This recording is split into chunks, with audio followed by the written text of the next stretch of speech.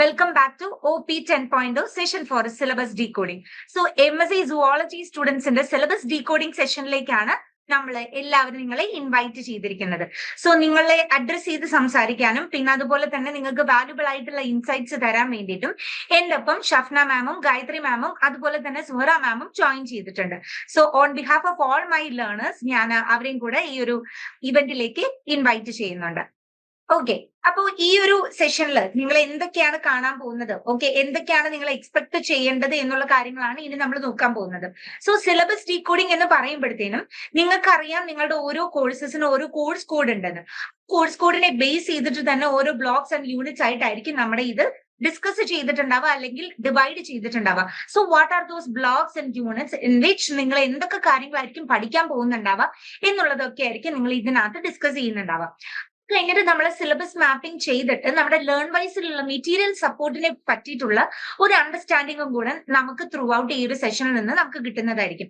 Recorded വീഡിയോസിന് പുറമെ HB, Exampedia, assignment guide, PYQ discussions അങ്ങനെയുള്ള കുറെ മെറ്റീരിയൽ സപ്പോർട്ട്സ് നിങ്ങൾക്ക് ഇതിനകത്ത് നിന്ന് നമുക്ക് പ്രൊവൈഡ് ചെയ്യാനായിട്ട് പറ്റുന്നുണ്ട്. അപ്പൊ അതൊക്കെ എന്താണ്, എങ്ങനെയാണ് നിങ്ങൾ അത് മേക്ക് യൂസ് ചെയ്യേണ്ടത് എന്നുള്ള കാര്യങ്ങളൊക്കെയാണ് അതിനകത്ത് കാണുന്നത്. പിന്നെ നമുക്കൊരു ടൈം ലൈൻ ക്ലാരിറ്റി, അതായത് എപ്പോഴാണ് നിങ്ങൾ അസൈൻമെന്റ്സ് വെക്കേണ്ടത്, എപ്പോഴാണ് എക്സാംസ് വരുന്നത്, എങ്ങനെയാണ് നിങ്ങളുടെ സ്റ്റഡി സ്ലോട്ട്സ് വരുന്നത്, ഇങ്ങനത്തെ കാര്യം കൂടെ ഇതിനകത്ത് നമ്മൾ ഡിസ്കസ് ചെയ്യുന്നതായിരിക്കും. അതുപോലെ തന്നെ അഡ്വാൻസ്ഡ് ആയിട്ടുള്ള സപ്പോർട്ട്, അതായത് നമുക്ക് ഈ മെറ്റീരിയൽ സപ്പോർട്ടിന് പുറമെ exam special lives, model exams, അതുപോലെ തന്നെ ടെർമിനൽ ആൻഡ് എക്സാമിനേഷന്റെ help desk, EEP sessions, happiness ambassador sessions, അതുപോലെ തന്നെ അപ്സ്കില്ലിംഗ് ആയിട്ടുള്ള സെഷൻസ്, അങ്ങനെ കുറെ സെഷൻസ് നിങ്ങൾക്ക് വരുന്നുണ്ട്. അതൊക്കെ എന്താണ്, എപ്പോഴാണ് വരുന്നത്, എങ്ങനെയൊക്കെയാണ് നമ്മൾ ഇത് കണ്ടക്ട് ചെയ്യുന്നത് എന്നുള്ള കാര്യങ്ങളൊക്കെ ആയിരിക്കും നമ്മൾ അതിനകത്ത് ഡിസ്കസ് ചെയ്യുന്നുണ്ടാവുക. പിന്നെ അതിനുശേഷം നമ്മൾ ഒരു ഷോർട്ട് ആക്ഷൻ ടാസ്കും കൂടെ നമ്മൾ ഇതിനകത്ത് ഡിസ്കസ് ചെയ്യുന്നുണ്ടാവും. നമ്മൾ സാധാരണ ചെയ്യുന്നത് പോലെ തന്നെ ആക്ഷൻ ടാസ്ക് നമ്മൾ ഇതിനകത്തും ഡിസ്കസ് ചെയ്യുന്നുണ്ടാവും. ഓക്കെ, അതാണ് ഈ ടുഡേയ്സ് ഈ ഒരു എന്താ പറയുക ഇവന്റിന്റെ അല്ലെങ്കിൽ ഈ ഒരു പ്രോഗ്രാമിന്റെ നമ്മൾ ഓവറോൾ എയിം എന്ന് പറയുന്നത്. ഇനി ഇഗ്നോർഡ് സിലബസിനെ നമുക്കൊന്ന് ഡീകോഡ് ചെയ്യാം. ഇഗ്നോർഡ് സിലബസിന് ആക്ച്വലി 5 ലെയേഴ്സ് ആണുള്ളത്. ഓക്കെ, ആ 5 ലെയേഴ്സ് ഏതൊക്കെയാണെന്ന് വെച്ച് കഴിഞ്ഞാൽ ഫസ്റ്റ് വൺ ഇസ് പ്രോഗ്രാം. ഈ പ്രോഗ്രാം എന്ന് പറയുന്നത് ഇയേഴ്സ് അല്ലെങ്കിൽ സെമസ്റ്റേഴ്സ് ആയിട്ടായിരിക്കും ഡിവൈഡ് ചെയ്തിട്ടുണ്ടാവുക. നിങ്ങളുടെ പ്രോഗ്രാം ഇപ്പൊ സെമസ്റ്റർ ബേസ്ഡ് ആയിട്ടാണ് ഡിവൈഡ് ചെയ്തിരിക്കുന്നത്. 2 ഇയർ പ്രോഗ്രാം ആണ്, 4 ഇയേഴ്സ് കൊണ്ട് നിങ്ങൾക്ക് കംപ്ലീറ്റ് ചെയ്യാനായിട്ട് പറ്റും. നമ്മൾ ഇവിടെ സിലബസ് ഡീകോഡിംഗ് ചെയ്യുന്നത് ഫോർ ദ ഫസ്റ്റ് ഇയർ ആണ്. നമ്മൾ സിലബസ് ഡീകോഡിംഗ് ചെയ്യുന്നത് ഫസ്റ്റ് ഇയറിൽ ഏതൊക്കെ പേപ്പേഴ്സ് ആണ് പഠിക്കാനുള്ളത്, ഓരോ ബ്ലോക്കിൽ ഏതൊക്കെ ടോപ്പിക്സ് ആണെന്നുള്ളത് ജസ്റ്റ് ഒന്ന് പോയിന്റ് ഔട്ട് ചെയ്ത് പോവാണ് സാധാരണ ചെയ്യുന്നത്. So will focus on the first year. Okay, കഴിഞ്ഞിട്ട് പിന്നുള്ളത് നമുക്ക് കോഴ്സസ് ആൻഡ് ബ്ലോക്സിനെ പറ്റിയിട്ടായിരിക്കും ഡിസ്കസ് ചെയ്യുന്നുണ്ടാവുക. ഓരോ കോഴ്സസ് എന്ന് പറയുന്നത് അതിന് പെർട്ടിക്കുലർ ആയിട്ടുള്ള കോഡ് ഉണ്ടാവും, അതിന് ഓരോ ടൈറ്റിൽ ഉണ്ടാവും, ക്രെഡിറ്റ്സ് ഉണ്ടാവും. So what is credit? Credit എന്ന് പറയുന്നത് 1 credit is equal to 30 study hours ആണ്. അതായത് ഒരു സബ്ജക്റ്റിന്റെ വെയിറ്റേജിനെ അല്ലെങ്കിൽ ഒരു സബ്ജക്റ്റിന്റെ ഇമ്പോർട്ടൻസിനെ പറഞ്ഞു കൊടുക്കുന്ന ഒരു കാര്യമാണ് ആ സബ്ജക്റ്റിന്റെ ക്രെഡിറ്റ് എന്ന് പറയുന്നത്. 4 ക്രെഡിറ്റ്സ് പേപ്പറും 6 ക്രെഡിറ്റ്സ് പേപ്പറും തമ്മിലുള്ള ഡിഫറൻസ് ഈ ക്രെഡിറ്റിന്റെ നമ്പർ മാത്രമല്ല, അതിന്റെ ഓവറോൾ മാർക്കിനെയും കൂടെ ബേസ് ചെയ്തിട്ട് വരുന്നതാണ്. 4 ക്രെഡിറ്റ്സ് പേപ്പർ ഇപ്പൊ 50 മാർക്കിലാണെങ്കിൽ 6 ക്രെഡിറ്റ്സ് പേപ്പർ ചിലപ്പോൾ 60 മാർക്സിലായിരിക്കും. അങ്ങനെ നമ്മുടെ ഓവറോൾ മാർക്കിനെയും കൂടെ ഡിറ്റർമൈൻ ചെയ്യുന്ന ഒരു കാര്യമാണ് ക്രെഡിറ്റ് എന്ന് പറയുന്നത്. ഓക്കെ, അത് കോഴ്സിനും ബ്ലോക്സിനും സെപ്പറേറ്റ് ആയിട്ട് നമ്മൾ പറയുന്നതായിരിക്കും. അപ്പൊ അതായത് ഒരു ബ്ലോക്കിൽ നിന്ന് ഇത്ര ക്രെഡിറ്റ്സ് നമുക്ക് സ്കോർ ചെയ്യാനായിട്ട് പറ്റും. അപ്പൊ ഓവറോൾ ക്രെഡിറ്റ്സിലേക്ക് എത്രമാത്രം ഇത് ആഡ് ഓൺ ആയി വരുന്നുണ്ടാവും, ഇങ്ങനത്തെ കാര്യങ്ങളൊക്കെ ആയിരിക്കും നമ്മൾ കൂടുതലായിട്ട് അതിനകത്ത് ഡിസ്കസ് ചെയ്യുന്നുണ്ടാവുക. ഓക്കെ, പിന്നെ യൂണിറ്റ്സ് എന്ന് പറയുന്നത് അതായത് നമ്മുടെ ലേൺ വൈസിന്റെ സിലബസിൽ നിങ്ങളിപ്പം അല്ലെങ്കിൽ റെക്കോർഡഡ് വീഡിയോസ് ഒക്കെ അപ്ഡേറ്റഡ് ആയിട്ടുണ്ടാവില്ല. അപ്പൊ അതിനകത്ത് എടുത്ത് നോക്കിയാൽ നിങ്ങൾക്ക് ലെസൺ 1, ലെസൺ 2 എന്ന് കാണാൻ പറ്റുന്നുണ്ടാവും. പക്ഷെ SLM നിങ്ങൾ യൂണിറ്റ്സ് ആയിട്ടായിരിക്കും കാണുന്നത്. What is the difference between the units and the lesson? Those 2 items are the same. രണ്ടും സെയിം ആണ്. നമ്മൾ യൂണിറ്റ്സ് എന്ന് പറഞ്ഞ് SLM കൊടുക്കുന്ന അതേ കാര്യങ്ങളാണ് ഇവിടെ ലെസൺ ആയിട്ട് നമ്മൾ പോർട്രേ ചെയ്ത് കൊടുക്കുന്നത്. അത്രയുള്ള വ്യത്യാസം. വ്യത്യാസം ഒന്നുമില്ല, നമ്മൾ ജസ്റ്റ് ഇങ്ങനെ യൂണിറ്റ് ടു യൂണിറ്റ് മാപ്പിങ്ങിനെ ലെസൺ ആയിട്ട് നമ്മൾ സെറ്റ് ചെയ്ത് വെച്ചിരിക്കുന്നു ലേൺ വൈസ് ആപ്പിനകത്ത്. അത്രേ ഉള്ളൂ. ഇനി അസസ്മെന്റ് എങ്ങനെയാണ്? ആക്ച്വലി അസസ്മെന്റ് എങ്ങനെയാണ്? നിങ്ങൾക്ക് ഓൺബോർഡ് ചെയ്ത സമയത്ത് കുറെ പേരൊക്കെ ഓൺബോർഡ് ചെയ്തിട്ടുണ്ടാവും, കുറച്ച് പേരുടെ ഓൺബോർഡിംഗ് ഒക്കെ പെൻഡിങ് ആയിട്ടുണ്ടാവും. അപ്പൊ ആരാണെങ്കിലും നമ്മൾ ആ സമയത്ത് ഞാൻ പറഞ്ഞിട്ടുണ്ട്, assessment is completely based on the assignments you are putting on to the effort and also the terminal and examinations. അപ്പോൾ നമ്മുടെ അസൈൻമെന്റ് വെക്കുന്നതും അതുപോലെ തന്നെ ടെർമിനൽ ആൻഡ് എക്സാമിനേഷനെയും ബേസ് ചെയ്തിട്ടാണ് നമ്മുടെ അസസ്മെന്റ് കംപ്ലീറ്റ് ആയിട്ട് ബേസ് ചെയ്തിരിക്കുന്നത്. ഇതിന്റെ എക്സാക്ട് റൂൾസ് നമ്മുടെ പ്രോഗ്രാം ഗൈഡിലായിരിക്കും അവൈലബിൾ ആയിട്ടുണ്ടാവുക. നിങ്ങൾ ഇപ്പൊ നോക്കിയാൽ ചിലപ്പോൾ MSc സുവോളജിയുടെ പ്രോഗ്രാം ഗൈഡ് അപ്ഡേറ്റഡ് ആയിരിക്കില്ല. After the admission process complete ചെയ്തതിന് ശേഷം നിങ്ങളുടെ പ്രോഗ്രാം ഗൈഡ് ഒഫീഷ്യൽ ആയിട്ട് ഈഗൻ കോഴ്സിലോ അല്ലെങ്കിൽ ഈ പറഞ്ഞതുപോലെ തന്നെ നമ്മുടെ ഒഫീഷ്യൽ ആയിട്ടുള്ള ഇഗ്നോ സൈറ്റിലൊക്കെ നമുക്ക് അവൈലബിൾ ആയിരിക്കും. അപ്പൊ നിങ്ങൾ നോക്കിയാൽ നിങ്ങൾക്ക് മനസ്സിലാവുന്നതായിരിക്കും. ഓക്കെ, അപ്പൊ ക്വിക്ക് ആയിട്ട് നമ്മൾ ഇതിനകത്ത് നോക്കാൻ പോകുന്നത് എന്താണെന്ന് വെച്ച് കഴിഞ്ഞാൽ ഫസ്റ്റ് ഇയറിൽ ഏതൊക്കെ കോഴ്സസ് ആണ് നിങ്ങൾക്കുള്ളത്, ഏതൊക്കെ ടോപ്പിക്സ് ആണുള്ളത്, അതിനെ എങ്ങനെ ആക്ഷനബിൾ ആയിട്ട് അല്ലെങ്കിൽ അതിനെ എങ്ങനെയാണ് നമ്മൾ മേക്ക് യൂസ് ചെയ്യാൻ പോകുന്നത് എന്നുള്ള കാര്യമാണ്. ഒരു ബിഗ് പിക്ചറിൽ നോക്കുന്ന സമയത്തേക്കും ഈ MSc സുവോളജി എന്ന് പറയുന്നത് എന്താണ്, സ്കൂൾ ഓഫ് സയൻസിന്റെ അണ്ടറിൽ വരുന്നതാണ്. It is a 2-year programme. നമുക്കത് 4 years കൊണ്ട് കംപ്ലീറ്റ് ചെയ്യാനായിട്ട് പറ്റും. സോ ഫസ്റ്റ് ഇയറിന്റെ ഒരു സ്ട്രോങ് ഫൗണ്ടേഷൻ ആണ് നമ്മൾ ഇപ്പൊ മേക്ക് ഷുവർ ചെയ്യാൻ പോകുന്നത്. അപ്പൊ നിങ്ങൾക്കിപ്പം ഇപ്പൊ തന്നെ നിങ്ങൾ സിലബസ് ഒക്കെ നോക്കിയിട്ടുണ്ടാവല്ലോ. എന്തായാലും സിലബസിനെ പറ്റി ഒരു ഐഡിയ ഇല്ലാണ്ട് ഇരിക്കുന്ന ആൾക്കാരൊന്നും ആയിരിക്കില്ലല്ലോ.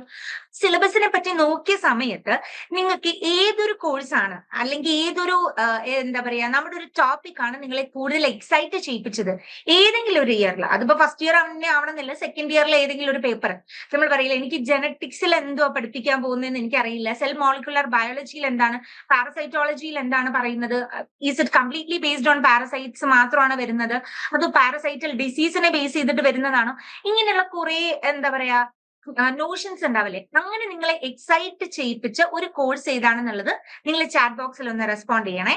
എന്താണ് നിങ്ങളെ അങ്ങനെ എക്സൈറ്റ് ചെയ്യിപ്പിച്ചത്? എന്തായാലും ഉണ്ടാവും. നമുക്ക് ചില കോഴ്സ് കാണുമ്പോൾ ഇതെന്തായിരിക്കും, ഇതിനകത്ത് നമുക്ക് എന്തായിരിക്കും പഠിക്കാനുണ്ടാവുക എന്നുള്ളൊരു കാര്യം നിങ്ങളെ ബേസിക് ആയിട്ട് നിങ്ങൾക്കൊന്ന് തോന്നിയിട്ടുണ്ടാവും. അതെന്താണെന്നുള്ളതൊന്ന് നിങ്ങൾ ചാറ്റ് ബോക്സിൽ റെസ്പോണ്ട് ചെയ്യണേ. നിങ്ങൾ ഫുൾ കോഴ്സ് പറയണമെന്നില്ല, ഇതൊക്കെയാണ് നമ്മുടെ കോഴ്സ് വരുന്നത്, അത് കോഴ്സ് കണ്ടിട്ട് പറയുകയാണെങ്കിലും വലിയ പ്രശ്നമൊന്നുമില്ല. ഓക്കെ, ഏത് കോഴ്സാണ് നിങ്ങളെ കൂടുതൽ എക്സൈറ്റ് ചെയ്യിപ്പിച്ചിരിക്കുന്നത് എന്നറിയാൻ വേണ്ടിയിട്ട്. ഓക്കെ, നമുക്കപ്പോ ഡയറക്റ്റ് സിലബസ് മാപ്പിംഗിലേക്ക് പോവാം. സിലബസ് മാപ്പിംഗ് ചെയ്യുമ്പോഴത്തേക്കും ഫസ്റ്റ് ഇയറിലെ കോഴ്സസ് എന്ന് പറയുന്നത് ഇത്രയും ഫുള്ളി അവൈലബിൾ ആണ്. What is fully available means that ഇത്രയും തിയറി പേപ്പേഴ്സിന്റെ റെക്കോർഡഡ് വീഡിയോസ് HBSLM തുടങ്ങിയ എല്ലാ സപ്പോർട്ട്സും നമ്മൾ ഈ ഒരു പ്ലാറ്റ്ഫോമിൽ നിങ്ങൾക്ക് പ്രൊവൈഡഡ് ആണ് എന്നുള്ളതാണ് ഈ availability fully. Okay, cell molecular biology എന്ന് പറയുന്ന പേപ്പറാണ് കുറച്ചും കൂടെ ബിന്ദുവിനെ എന്താ പറയാ എക്സൈറ്റ് ചെയ്യിപ്പിച്ചിരിക്കുന്നത് എന്നാണ് പറയുന്നത്. ലൈക്വൈസ് നിങ്ങളെ എന്താണ് എക്സൈറ്റ് ചെയ്യിപ്പിച്ചതെന്ന് നിങ്ങൾ ബാക്ക്ഗ്രൗണ്ടിൽ പറഞ്ഞോളൂ. I be looking on to that. Okay, അപ്പോ ഇത്രയും പേപ്പേഴ്സ് ആണ് നിങ്ങൾക്ക് അവൈലബിൾ ആയിട്ട് വരുന്നത്. ഇതെല്ലാം നിങ്ങൾക്ക് കോർ ആയിട്ടുള്ള തിയറി പേപ്പേഴ്സ് ആണ്. പിന്നെ ലാബിന്റെ പേപ്പേഴ്സിന്റെ സപ്പോർട്ട് നമുക്ക് ഇവിടെ തരാനായിട്ട് പറ്റത്തില്ല. എന്തുകൊണ്ട് എന്ന് ചോദിച്ചു കഴിഞ്ഞു കഴിഞ്ഞാൽ ലാബിന്റെ ലിസ്റ്റ് നമ്മുടെ കയ്യിലുണ്ടാവും. പക്ഷെ എങ്ങനെയായിരിക്കും ലാബ് ചെയ്യിപ്പിക്കുക, എന്തൊക്കെയാണ് ലാബിനകത്ത് നമുക്ക് നോക്കാനുള്ളത് എന്നുള്ളത് നമുക്ക് ശരിക്കും പറയാനായിട്ട് പറ്റത്തില്ല. ഏതൊക്കെയാണ് ഓരോ സ്റ്റഡി സെന്റേഴ്സ് ഓരോ രീതിയിലായിരിക്കും ലാബ് കണ്ടക്ട് ചെയ്യുന്നുണ്ടാവുക. പൊതുവെ നമ്മൾ പറയുന്നത് ഓക്കെ കമ്പാരിറ്റീവ് ഫിസിയോളജി എന്ന് പറയുന്ന പേപ്പർ, അതിൽ എന്താണ് ഫിസിയോളജി എന്ന് പറയുന്ന ഒരു സംഭവം, ഇതാണ് ജയന്തിയെ കൂടുതൽ എക്സൈറ്റ് ചെയ്യിപ്പിച്ച ഒരു പേപ്പർ എന്ന് പറയുന്നത്. So that is nice. Okay, അപ്പൊ ഫിസിയോളജിയുടെ പേപ്പർ ആണെന്നാണ് പറയുന്നത്. ഓക്കെ, ലാബിന്റെ സെഷൻസ് എന്ന് പറയുന്നത് നോർമലി 2 weeks ലാബാണ് നിങ്ങൾക്ക് സെറ്റ് ചെയ്യേണ്ടതായിട്ടുള്ളത്. പക്ഷെ okay, cell cycle and communications എന്ന് പറയുന്ന ഒരു പേപ്പറാണ്. സെൽ സൈക്കിൾ ആൻഡ് കമ്മ്യൂണിക്കേഷൻ എന്ന് പറയുന്ന നമ്മുടെ ഒരു പേപ്പറാണ് നമ്മുടെ സുലുവിനെ കുറച്ചും കൂടെ എക്സൈറ്റ് ചെയ്യിപ്പിച്ചിരിക്കുന്നത്. So okay, thank you. അപ്പം ആ ഒരു ലാബ് സെഷൻസ് എങ്ങനെയായിരിക്കും എന്നുള്ളത് നമ്മുടെ അതത് സ്റ്റഡി സെന്ററിൽ മാത്രം പറയാൻ പറ്റുന്ന ഒരു കാര്യമാണ്. കാരണം സ്റ്റഡി സെന്ററിനെ മാത്രം ബേസ് ചെയ്തിരിക്കുന്നതാണ്. ചിലപ്പോൾ ഒരു എക്സാമും ലാബും അതുപോലെ തന്നെ നിങ്ങളുടെ വൈവ കാര്യങ്ങളെല്ലാം ഒരുമിച്ച് നടത്തും. അല്ലാന്നുണ്ടെങ്കിൽ ഇപ്പൊ ജൂണിലാണ് നിങ്ങൾക്ക് എക്സാം നടക്കാൻ പോകുന്നതെങ്കിൽ അവർ മെയിൽ നിങ്ങളെ വിളിച്ച് ലാബ് എല്ലാം ചെയ്യിപ്പിച്ചിട്ട് നിങ്ങളെ പറഞ്ഞു വിടും. അതിനുശേഷം എക്സാം കഴിഞ്ഞ് തിരിച്ചു വന്നിട്ട് നിങ്ങളുടെ അടുത്ത് എക്സാം അറ്റൻഡ് ചെയ്യാനായിട്ട് പറയും. അതായത് ടെർമിനൽ എൻഡ് എക്സാമിനേഷൻ അറ്റൻഡ് ചെയ്തിട്ട് തിരിച്ചു വരാനായിട്ട് പറയും. അത് ഡിപ്പെൻസ് ആണ്. ഓക്കെ, നമുക്ക് ഓരോ പേപ്പേഴ്സ് നോക്കാം.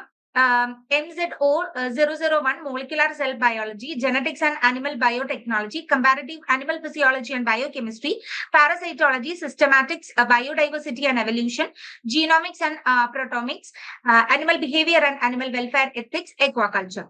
ഇത്രയും പേപ്പേഴ്സ് ആണ് നിങ്ങൾക്ക് തിയറി പേപ്പേഴ്സ് ആയിട്ട് വരുന്നത്. എല്ലാം 4 credits പേപ്പറാണ്, ഈക്വൽ വെയിറ്റേജ് വരുന്ന പേപ്പറാണ്. അപ്പൊ അതുകൊണ്ട് തന്നെ നിങ്ങൾക്ക് എക്സ്പെക്ട് ചെയ്യാവുന്നത് എന്ന് പറഞ്ഞാൽ എല്ലാം സെയിം ടോട്ടൽ മാർക്ക് വരുന്ന ഒരു രീതിയിലാണ്. അപ്പൊ അത്രത്തോളം ഇമ്പോർട്ടന്റ് ആണ്.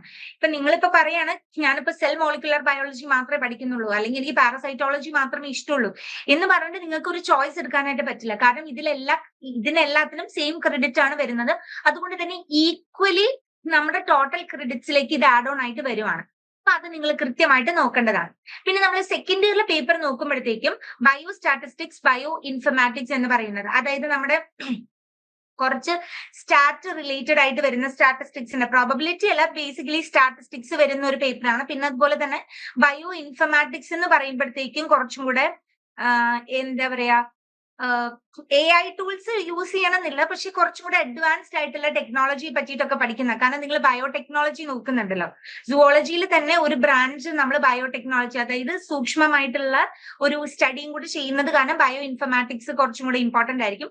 പിന്നെ പ്രിൻസിപ്പൽസ് ഓഫ് ഇക്കോളജി, ഇമ്മ്യൂണോളജി, പിന്നെ റിസർച്ച് മെത്തഡോളജി.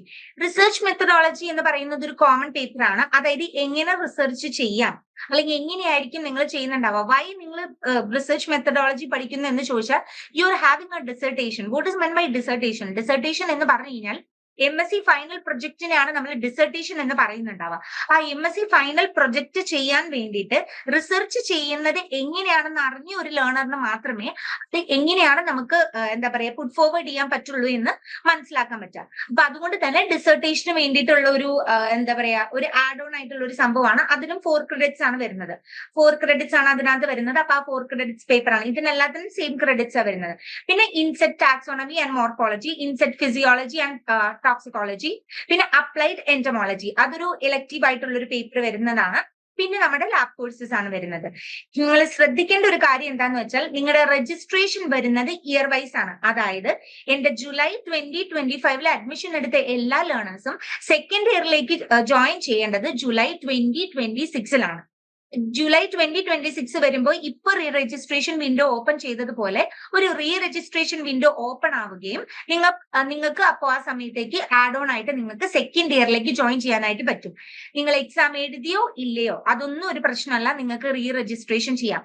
റീ രജിസ്ട്രേഷൻ ചെയ്യുന്നതിന്റെ ഇമ്പോർട്ടൻസ് എന്താണെന്ന് വെച്ചാൽ, എങ്കിൽ മാത്രമേ നിങ്ങൾക്ക് കറക്റ്റ് ടൈമിൽ ടെക്സ്റ്റ് ബുക്ക് വരുള്ളൂ.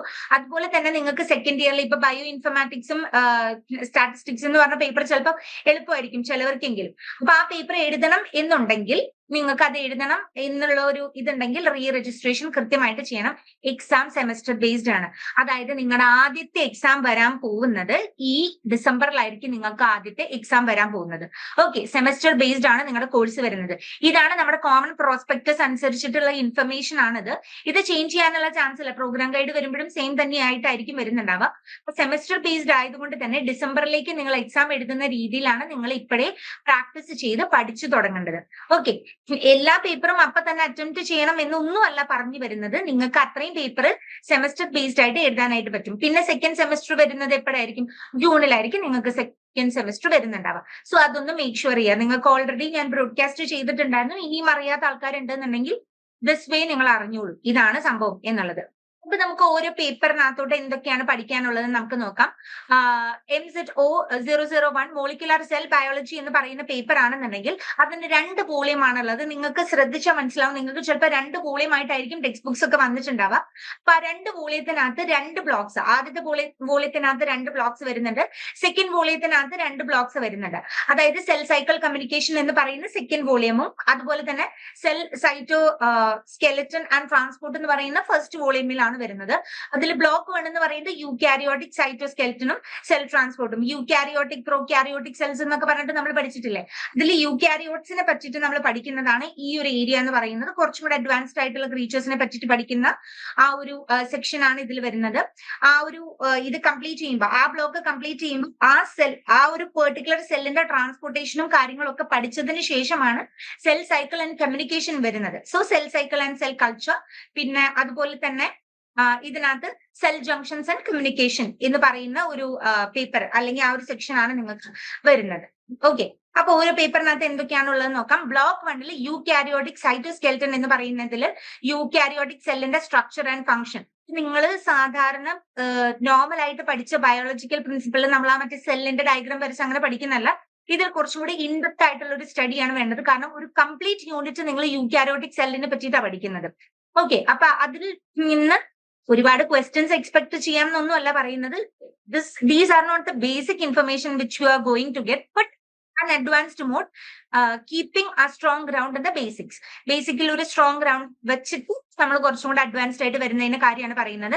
പിന്നെ ആക്റ്റിൻ ഫിലമെന്റ്സിനെ പറ്റിയിട്ട്, മൈക്രോട്യൂബ്യൂൾസ്, അതുപോലെ തന്നെ ഇന്റർമീഡിയറ്റ് ഫിലമെന്റ്സ് എന്ന് പറയുന്ന ആ ഒരു യൂകാരിയോട്ടിക് സെൽ സ്കെൽറ്റണിൽ വരുന്നുണ്ടല്ലോ, ആ ഒരു ഇതിനകത്ത് വരുന്ന ആ മൊത്തം ഇത് നമ്മൾ ഈ ബ്ലോക്ക് 1 യൂണിറ്റ് 4 വരെ ആയിട്ടായിരിക്കും നമ്മൾ കവർ ചെയ്യുന്നുണ്ടാവുക.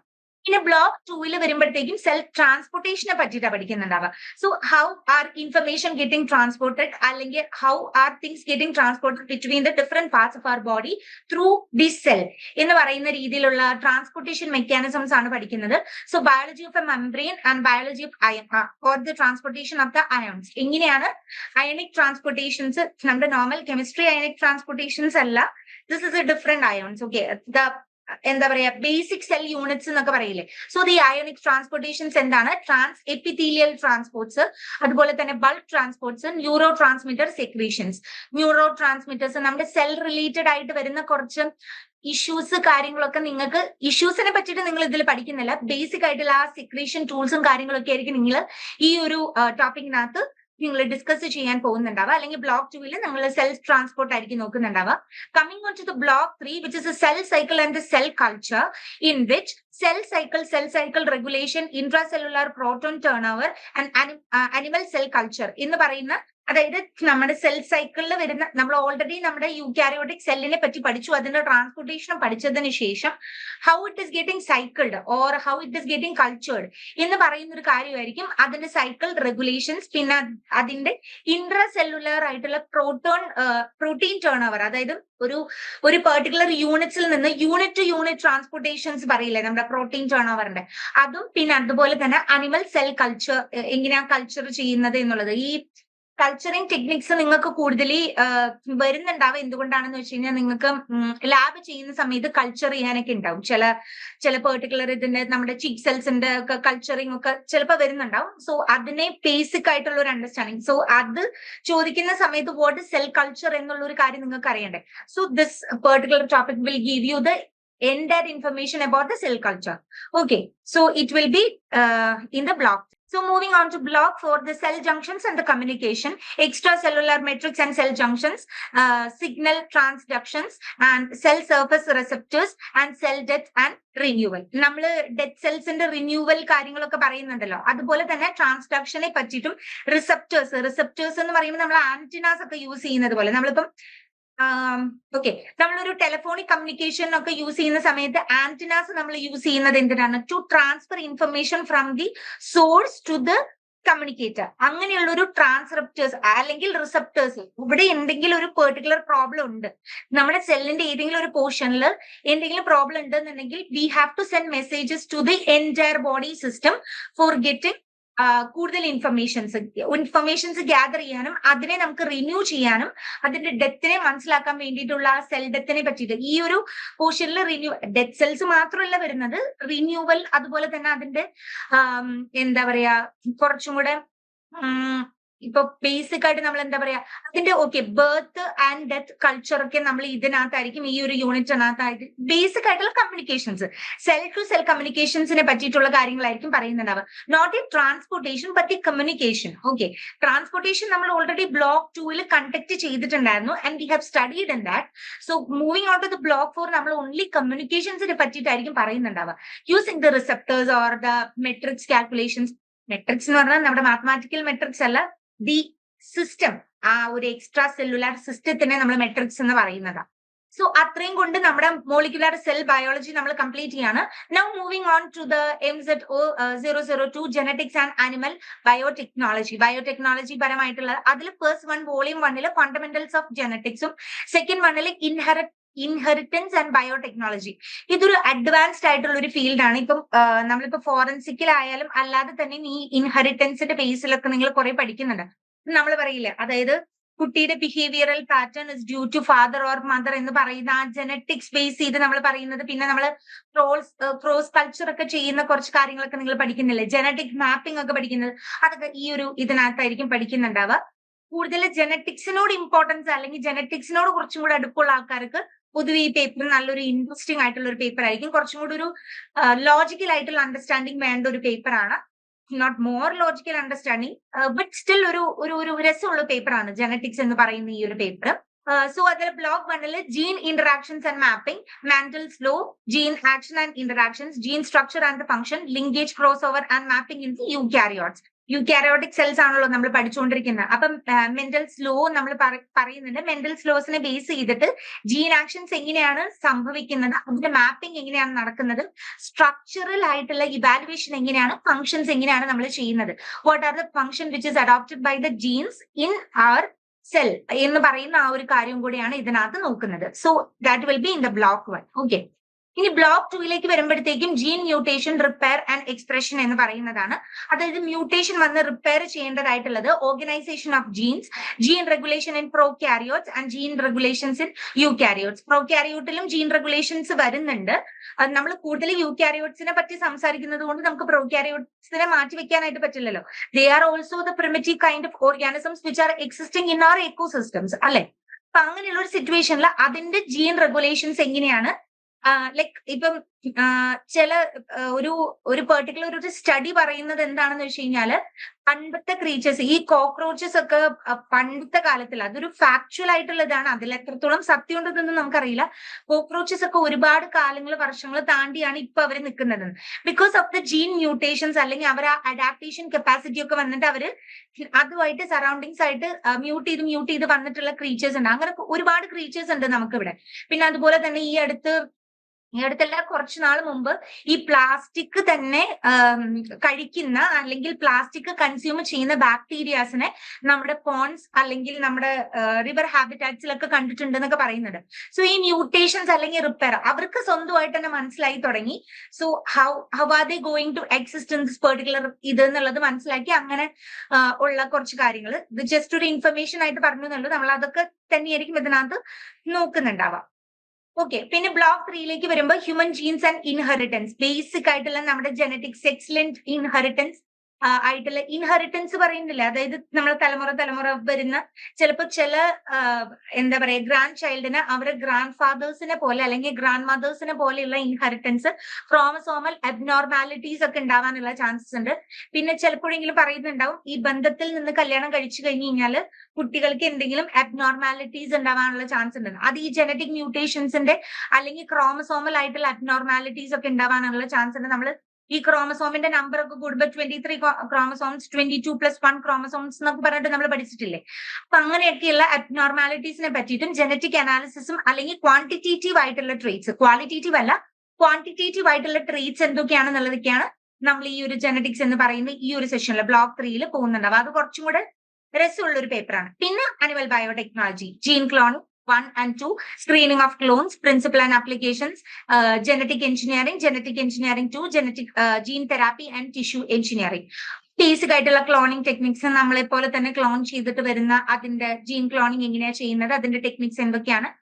ബേസിക് ആയിട്ടുള്ള ബയോടെക്നോളജിയിൽ വരുന്നത് മോസ്റ്റ്ലി സുവോളജിക്കൽ പരമായിട്ട് വരുന്നതല്ല.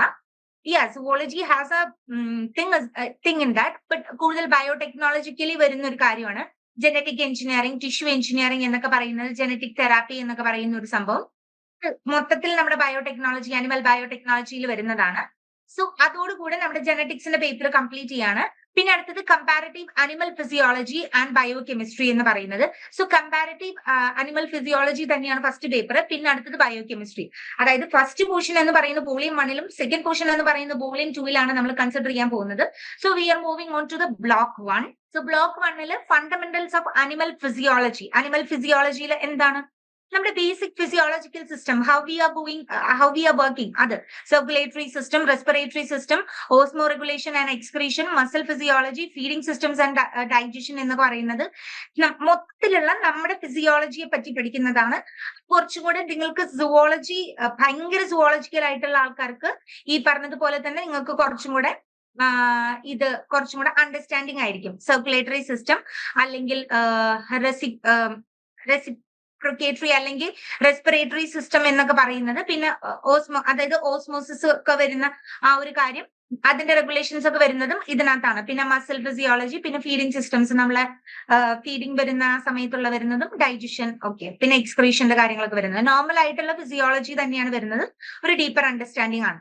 പിന്നെ sensing the environment and the coordination, nervous system, എൻവയോൺമെന്റൽ stress and thermo regulation, എൻവയോൺമെന്റൽ sensing receptors, adaptive behaviour, colouration and the bioluminescence, electric organs and electro റിസെപ്ഷൻസ്. ചില ആൾക്കാർക്ക് ഈ മറ്റേ എന്താ പറയാ റിസെപ്റ്റേഴ്സ് അല്ലെങ്കിൽ അവർക്ക് ഈ സ്റ്റിമുലസ് ഭയങ്കര കുറവായിരിക്കും. അങ്ങനെയുള്ള ആൾക്കാർക്ക് നമ്മൾ ഇലക്ട്രിക് സിമുലേഷൻസ് ഒക്കെ കൊടുക്കുന്നുണ്ടാവും. ഇപ്പൊ ഫോർ എക്സാമ്പിൾ പറഞ്ഞു കഴിഞ്ഞാൽ ഈ സ്ട്രോക്ക് ആയി കിടക്കുന്ന പേഷ്യൻസിനൊക്കെ ചിലപ്പോൾ ഇലക്ട്രിക് പൾസസ് നമ്മുടെ ബ്രെയിൻസിലാത്തോട്ട് നമ്മൾ ഫിറ്റ് ചെയ്ത് കൊടുക്കുമ്പോഴത്തേക്കും ആ സെൻസറി ഗ്ലാൻസ് കുറച്ചും കൂടെ എൻലൈറ്റ് ചെയ്തിട്ട് ആ റെഗുലേഷൻസ് ഒക്കെ ഒന്ന് ബേസ് ചെയ്യാനായിട്ട് അങ്ങനത്തെ കുറച്ച് കാര്യങ്ങൾ എങ്ങനെയാണ് എൻവയോൺമെന്റൽ ആയിട്ടുള്ള സ്ട്രെസ് കാരണമുള്ള നെർവസ് സിസ്റ്റത്തിന് എന്തൊക്കെ ഡിഫറൻസസ് ആണ് വരുന്നത്, ബേസിക് ആയിട്ടുള്ള നെർവസ് സിസ്റ്റത്തിന്റെ അഡാപ്റ്റേഷൻ കപ്പാസിറ്റി ഒക്കെയാണ് ഇതിനകത്ത് നോക്കുന്നുണ്ടാവുക. ഓക്കെ, അപ്പോ അങ്ങനെയായിരിക്കും സെൻസിങ് ടെക്നിക്സ് ഇതിലൊക്കെ വരുന്നുണ്ടാവുക. Block 3 enzyme catalysis and its regulations എന്ന് പറയുന്നതാണ്. കെറ്റാലിസിസ്, വാട്ട് ഇസ് കെറ്റാലിസിസ് എന്ന് പറയുന്നത് എന്താണ്? കെറ്റാലിസിസ് ആക്ച്വലി നമ്മൾ പറയുമ്പോഴത്തേക്കും സാധാരണ നമ്മൾ കാറ്റലിസ്റ്റ് യൂസ് ചെയ്യുന്നത് എന്തിനാണ്? To speed up the process, ഒരു പ്രോസസ്സിനെ സ്പീഡ് അപ്പ് ചെയ്യാൻ വേണ്ടിയിട്ട്. സോ നേച്ചർ ഓഫ് എൻസൈംസ് ഏതൊക്കെയാണ്? എൻസൈം കൈനമാറ്റിക്സ് എന്താണ്? കൈനമാറ്റിക്സ് മീൻസ് മൂവ്മെന്റിനെ പറ്റി പഠിക്കുന്നത്. പിന്നെ എൻസൈം ഇൻഹിബിഷൻ, ചില കാര്യങ്ങൾ കാണുമ്പോഴത്തേക്കും it will be having some inhibition to move forward or do the regular activities എന്ന് പറയുന്നത്. സോ ആ ഇൻഹിബിഷൻ എന്തൊക്കെയാണ്? Regulation of the enzymal activity. Okay, നമ്മൾ എങ്ങനെയാണ് ഈ എൻസൈമൽ ആക്ടിവിറ്റി ഒന്ന് റെഗുലേറ്റ് ചെയ്യാനായിട്ട് പറ്റുക എന്നുള്ളതൊക്കെ. ഇത് ബേസിക് ആയിട്ട് വരുമ്പോഴത്തേനും നമ്മുടെ ഓവറോൾ ആയിട്ടുള്ള സിസ്റ്റത്തിനെ ഈ എൻസൈമൽ ആക്ടിവിറ്റി ചില സമയത്തെങ്കിലും എഫക്ട് ചെയ്യാറുണ്ട്. നിങ്ങളിപ്പോ ഗട്ട് ഹെൽത്ത് ഒക്കെ ആയിട്ട് നിങ്ങൾ ഡോക്ടേഴ്സിന്റെ അടുത്ത് പോകുമ്പോൾ ചില സമയത്തെങ്കിലും ചില ബാക്ടീരിയൽ ആക്ടിവിറ്റി അല്ലെങ്കിൽ എൻസൈമൽ ആക്ടിവിറ്റി കാരണം ചിലപ്പോ ഇങ്ങനെ സിറ്റുവേഷൻസ് വരാറുണ്ട്. സോ ആ സമയത്ത് ഈ റെഗുലേറ്റ് ചെയ്യാനൊക്കെ ആയിട്ടുള്ള എന്തൊക്കെയാണ് അത് റെഗുലേറ്റ് ചെയ്യാന്നുള്ളത് ബ്ലോക്ക് 3 നമ്മൾ നോക്കുന്നുണ്ടാവുക.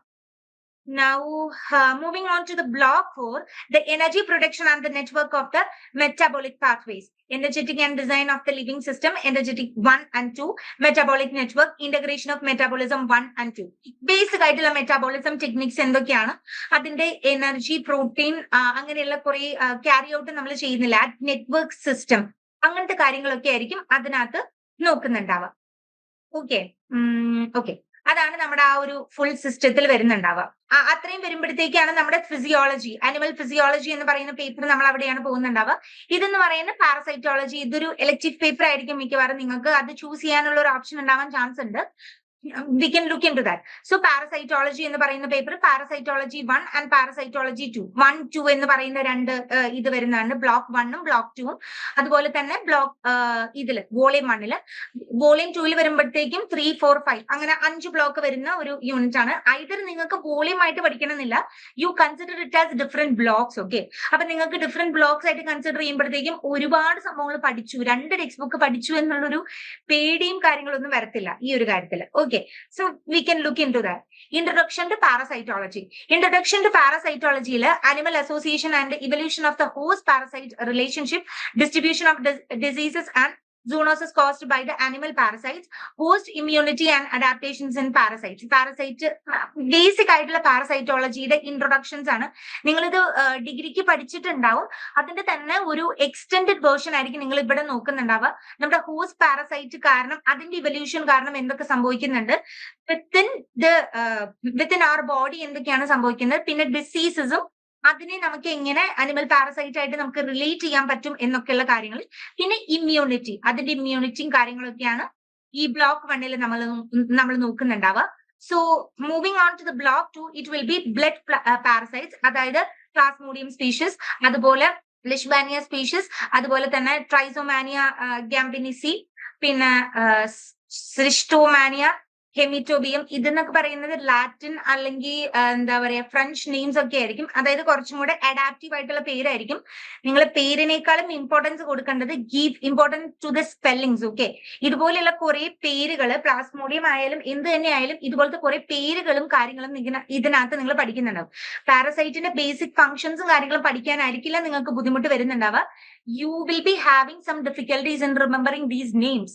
ഈ നെയിംസ് നിങ്ങൾക്ക് റിമെമ്പർ ചെയ്യാനും അതിന്റെ സ്പെല്ലിംഗ്സും ഇത് ചെയ്യാൻ വേണ്ടിയിട്ടായിരിക്കും. ഇപ്പൊ പ്ലാസ്മോഡിയം എന്ന് തന്നെ നമ്മൾ ഇന്ത്യൻ ആക്സെന്റിലായിരിക്കും അത് പ്ലാസ്മോഡിയം എന്ന് പറയുന്നുണ്ടാവുക. ഇൻ എ ഡിഫറെന്റ് വേ, അതായത് ഇതിന്റെ ബേസിക് ഒറിജിൻ എന്ന് പറയുന്ന സ്ഥലത്ത് നിന്ന് ഇതിന്റെ ഡിഫറെന്റ് നെയിംസ് ഒക്കെ ആയിരിക്കും.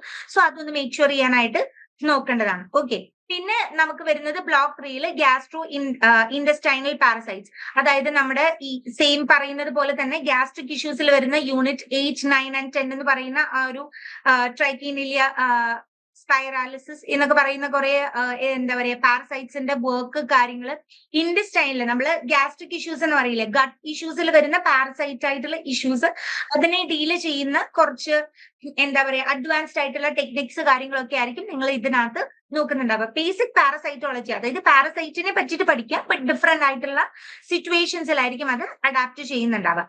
ഓക്കെ, പിന്നെ സൊമാറ്റിക് പാരസൈറ്റിക് നിമാറ്റോഡ്സ് എന്ന് പറയുന്ന, നിമാറ്റോഡ്സ് എന്നൊക്കെ പറയുന്നില്ലേ നമ്മള് പല ടൈപ്പ് ഓഫ് ക്രീച്ചേഴ്സിനെ പറ്റിയിട്ടൊക്കെ പഠിക്കുന്ന അത്. Parasites of the lymphatic system and parasites of the subcutaneous tissues എന്ന് പറയുന്ന രണ്ട്. ആ ബ്ലോക്ക് 4 വരുമ്പോഴത്തേക്കും 2 യൂണിറ്റ്സ് വരുന്നുള്ളൂ. ഒന്ന് ലിംഫറ്റിക് സിസ്റ്റത്തിലും പിന്നെ സബ്ക്യൂട്ടേഷ്യസ് ടിഷ്യൂ എന്ന് പറയുന്ന ആ 2 സിസ്റ്റത്തിലെ പറ്റിയിട്ടുള്ള ഒരു അണ്ടർസ്റ്റാൻഡിങ് മാത്രമേ വരുന്നുള്ളൂ. കുറച്ചും കൂടെ എന്താ പറയാ ടോപ്പിക് വൈസ് കുറവാണ്, പക്ഷെ എന്താ പറയാ നിങ്ങൾ ഇതിന്റെ ലെങ്ത് നോക്കുമ്പോഴത്തേക്കും കുറച്ച് കൂടുതലായിട്ട് നിങ്ങൾക്ക് ഫീൽ ചെയ്യാവുന്നതാണ് ബ്ലോക്ക് 4 വരുമ്പോഴത്തേക്കും. ഓക്കെ, പിന്നെ ectoparasites of the animals and the plant parasitic nematodes. അത് ectoparasites of animals, nematodes parasites of the plants, parasitic treatment and control. പാരസൈറ്റ്സിനെ നമുക്ക് എങ്ങനെ കൺട്രോൾ ചെയ്യാം. ബ്ലോക്ക് 5 വരുമ്പോഴത്തേനും മൊത്തത്തിൽ നമ്മൾ പാരസൈറ്റോളജി പഠിച്ചിട്ട് അതിന്റെ പാരസൈറ്റിക് ട്രീറ്റ്മെന്റ്സും കൺട്രോളും ഒക്കെ എങ്ങനെയായിരിക്കും എന്നുള്ളതും കൂടെ നോക്കുന്നതാണ് ഈ ഒരു യൂണിറ്റിൽ വരുമ്പോൾ. അപ്പൊ മൊത്തത്തിലുള്ള നമ്മുടെ പാരസൈറ്റോളജിക്കൽ അല്ലെങ്കിൽ പാരസൈറ്റിനെ പറ്റിയിട്ടുള്ള ഫംഗ്ഷൻസ്, അതിന്റെ ട്രാൻസ്പോർട്ടേഷൻസ്, അതിന്റെ ബിഹേവിയർ കാര്യങ്ങളെല്ലാം പഠിച്ചിട്ട് പാരസൈറ്റിക് കൺട്രോളും കൂടെ നമ്മൾ ഈ ഒരു സെക്ഷനകത്ത് നോക്കുന്നുണ്ട്. ഓക്കെ, അതോടുകൂടെ നമ്മുടെ പാരസൈറ്റോളജി നമ്മൾ കംപ്ലീറ്റ് ചെയ്യാണ്. പിന്നെ നെക്സ്റ്റ് നമ്മൾ നോക്കാൻ പോകുന്നത് MZ004 systematics biodiversity and evolution. ഇതിലും എവല്യൂഷണറി ബയോളജി ആണ് നമ്മൾ നോക്കാൻ പോകുന്നത്. സിസ്റ്റമാറ്റിക്സും അതുപോലെ തന്നെ ബയോഡൈവേഴ്സിറ്റി ആൻഡ് എവല്യൂഷൻ 2 വോളിയൂംസ് ആണുള്ളത്. അതിൽ ടോട്ടൽ 4 ബ്ലോക്സ് ആണ് വരുന്നത്. Evolutionary biology 1 and 2 and the origin and evolution of eukaryotes and the ഇത് നമ്മുടെ ഹ്യൂമൻ എവല്യൂഷൻ എന്ന് പറയുന്ന ആ ഒരു ഇതില്, അതായത് പ്രോകാരിയോട്ടിക് സെല്ലിൽ നിന്ന് യൂകാരിയോട്ടിക് സെൽസ് ആയി അവിടുന്ന് വരുന്ന ആ ഒരു എന്താ പറയുക ചേഞ്ച് വരുന്ന ആ ഒരു കാര്യമാണ് ഇതിനകത്ത് നമ്മൾ കൂടുതൽ ഡിസ്കസ് ചെയ്യാൻ പോകുന്നത്. So evolutionary biology 1 introductions of evolutionary biology, പിന്നെ RNA world and origin of life. ഇത് കുറച്ചും കൂടെ നിങ്ങൾക്ക് എളുപ്പമായിട്ടുള്ള ഒരു പേപ്പർ ആയിരിക്കും. എവല്യൂഷണറി പ്രിൻസിപ്പിൾസ് മാത്രം പഠിക്കുന്നതാണ്. നമ്മുടെ ഡാർവിൻ എവല്യൂഷൻസ് ഒക്കെ നമ്മൾ നോക്കിയിട്ടില്ലേ, ഇത് ബേസിക് ആയിട്ടുള്ള ഒരു പേപ്പറാണ്. ഇതിനിപ്പോ ബയോളജിക്കൽ ബാക്ക്ഗ്രൗണ്ട് ഉള്ളവർക്ക് മാത്രമേ പഠിക്കാൻ പറ്റുള്ളൂ അങ്ങനെയൊന്നുമില്ല.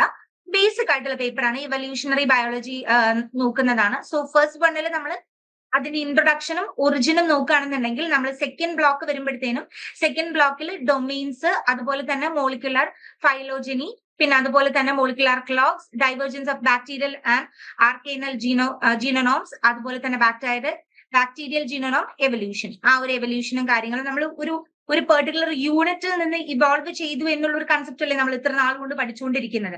So how does that evolution that is happening in the 3 domains, അല്ലെങ്കിൽ എന്തൊക്കെയാണ് ആ ഡൊമെയിൻ സ്ട്രക്ചർ ഉള്ളത്, അവിടെ നിന്ന് എങ്ങനെയാണ് അതിന്റെ ഡിഫറൻസ് ആയിട്ടുള്ള ഒരു ഇത്.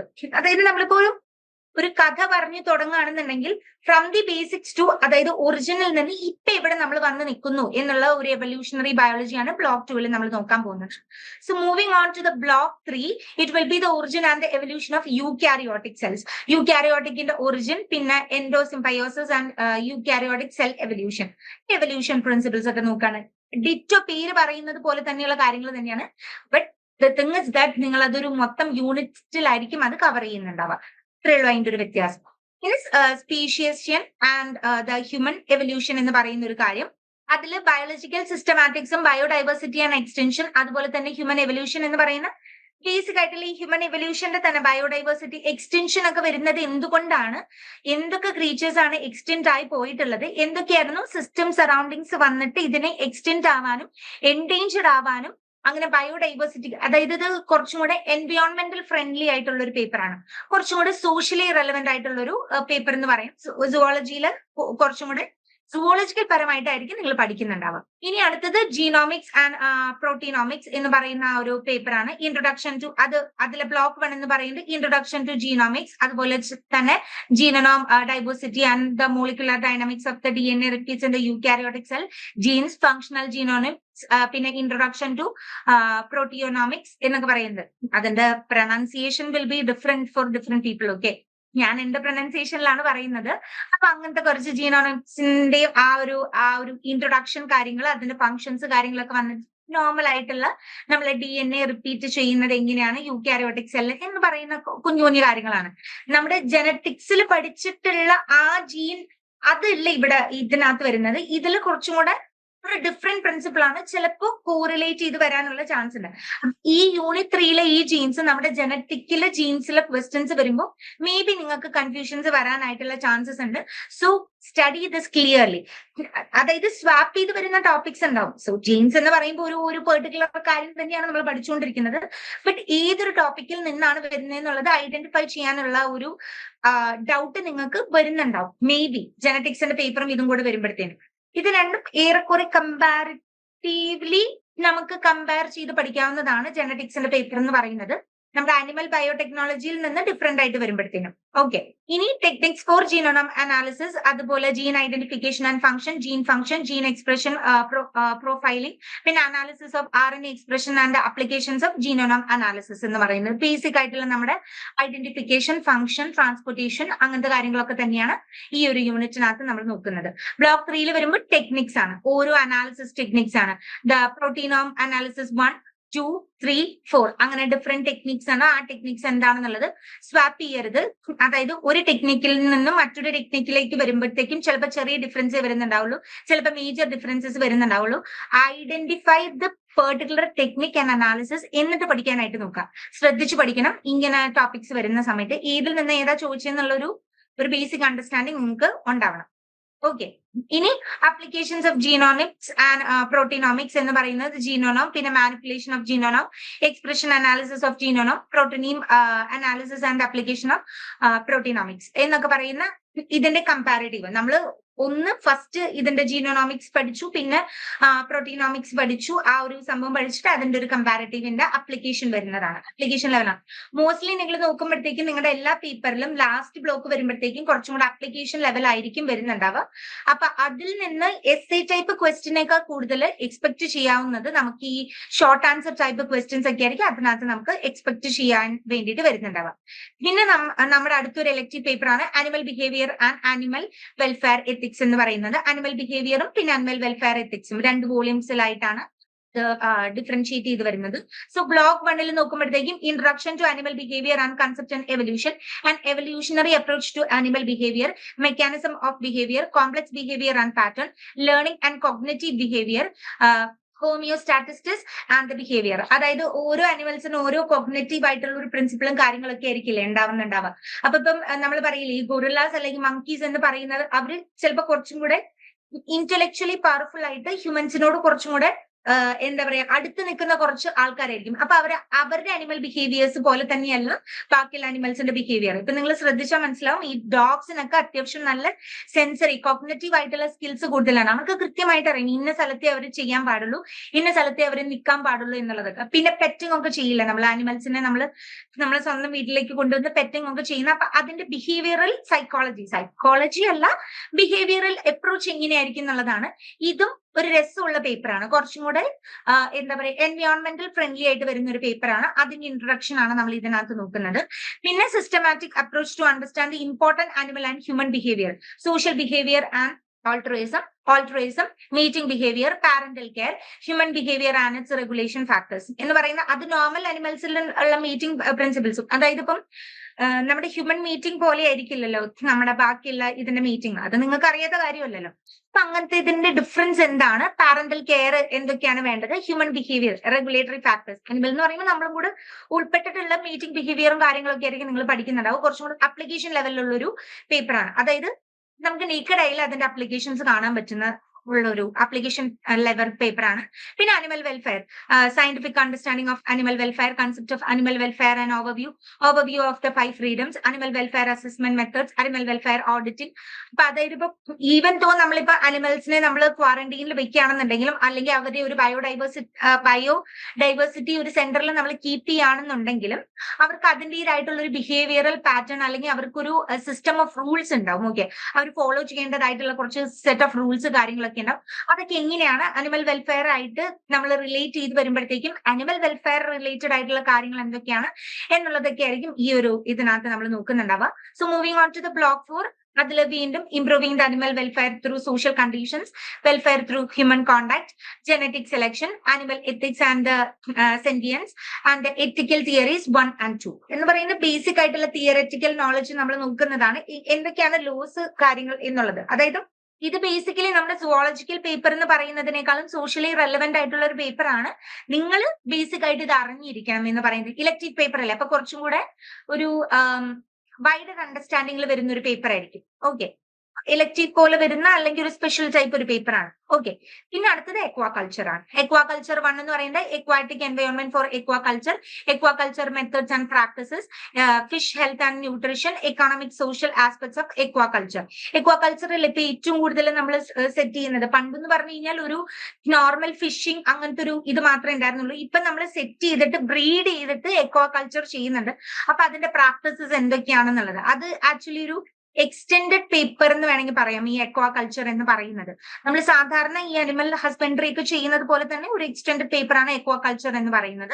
So aquatic environment for aquaculture, introduction to aquaculture, environment for the aquatic organisms, water resources for aquaculture, candidate species for the aquaculture. അതായത് നമ്മൾ എക്വാകൾച്ചർ ചെയ്യുമ്പോഴത്തേക്കും പൊട്ടൻഷ്യൽ ആയിട്ടുള്ള ക്രീച്ചേഴ്സ് ഏതൊക്കെയാണ്, വാട്ടർ റിസോഴ്സസ് ഏതാണ് വേണ്ടത്, അവർക്ക് പറ്റുന്ന എൻവയോൺമെന്റ് ഏതാണ് നമ്മൾ ചൂസ് ചെയ്യേണ്ടത്, ഇങ്ങനത്തെ കാര്യങ്ങളൊക്കെ ആയിരിക്കും ഇൻട്രൊഡക്ഷൻ ആ ബ്ലോക്ക് 1 നമ്മൾ ഡീൽ ചെയ്യാൻ പോകുന്നുണ്ടാവും.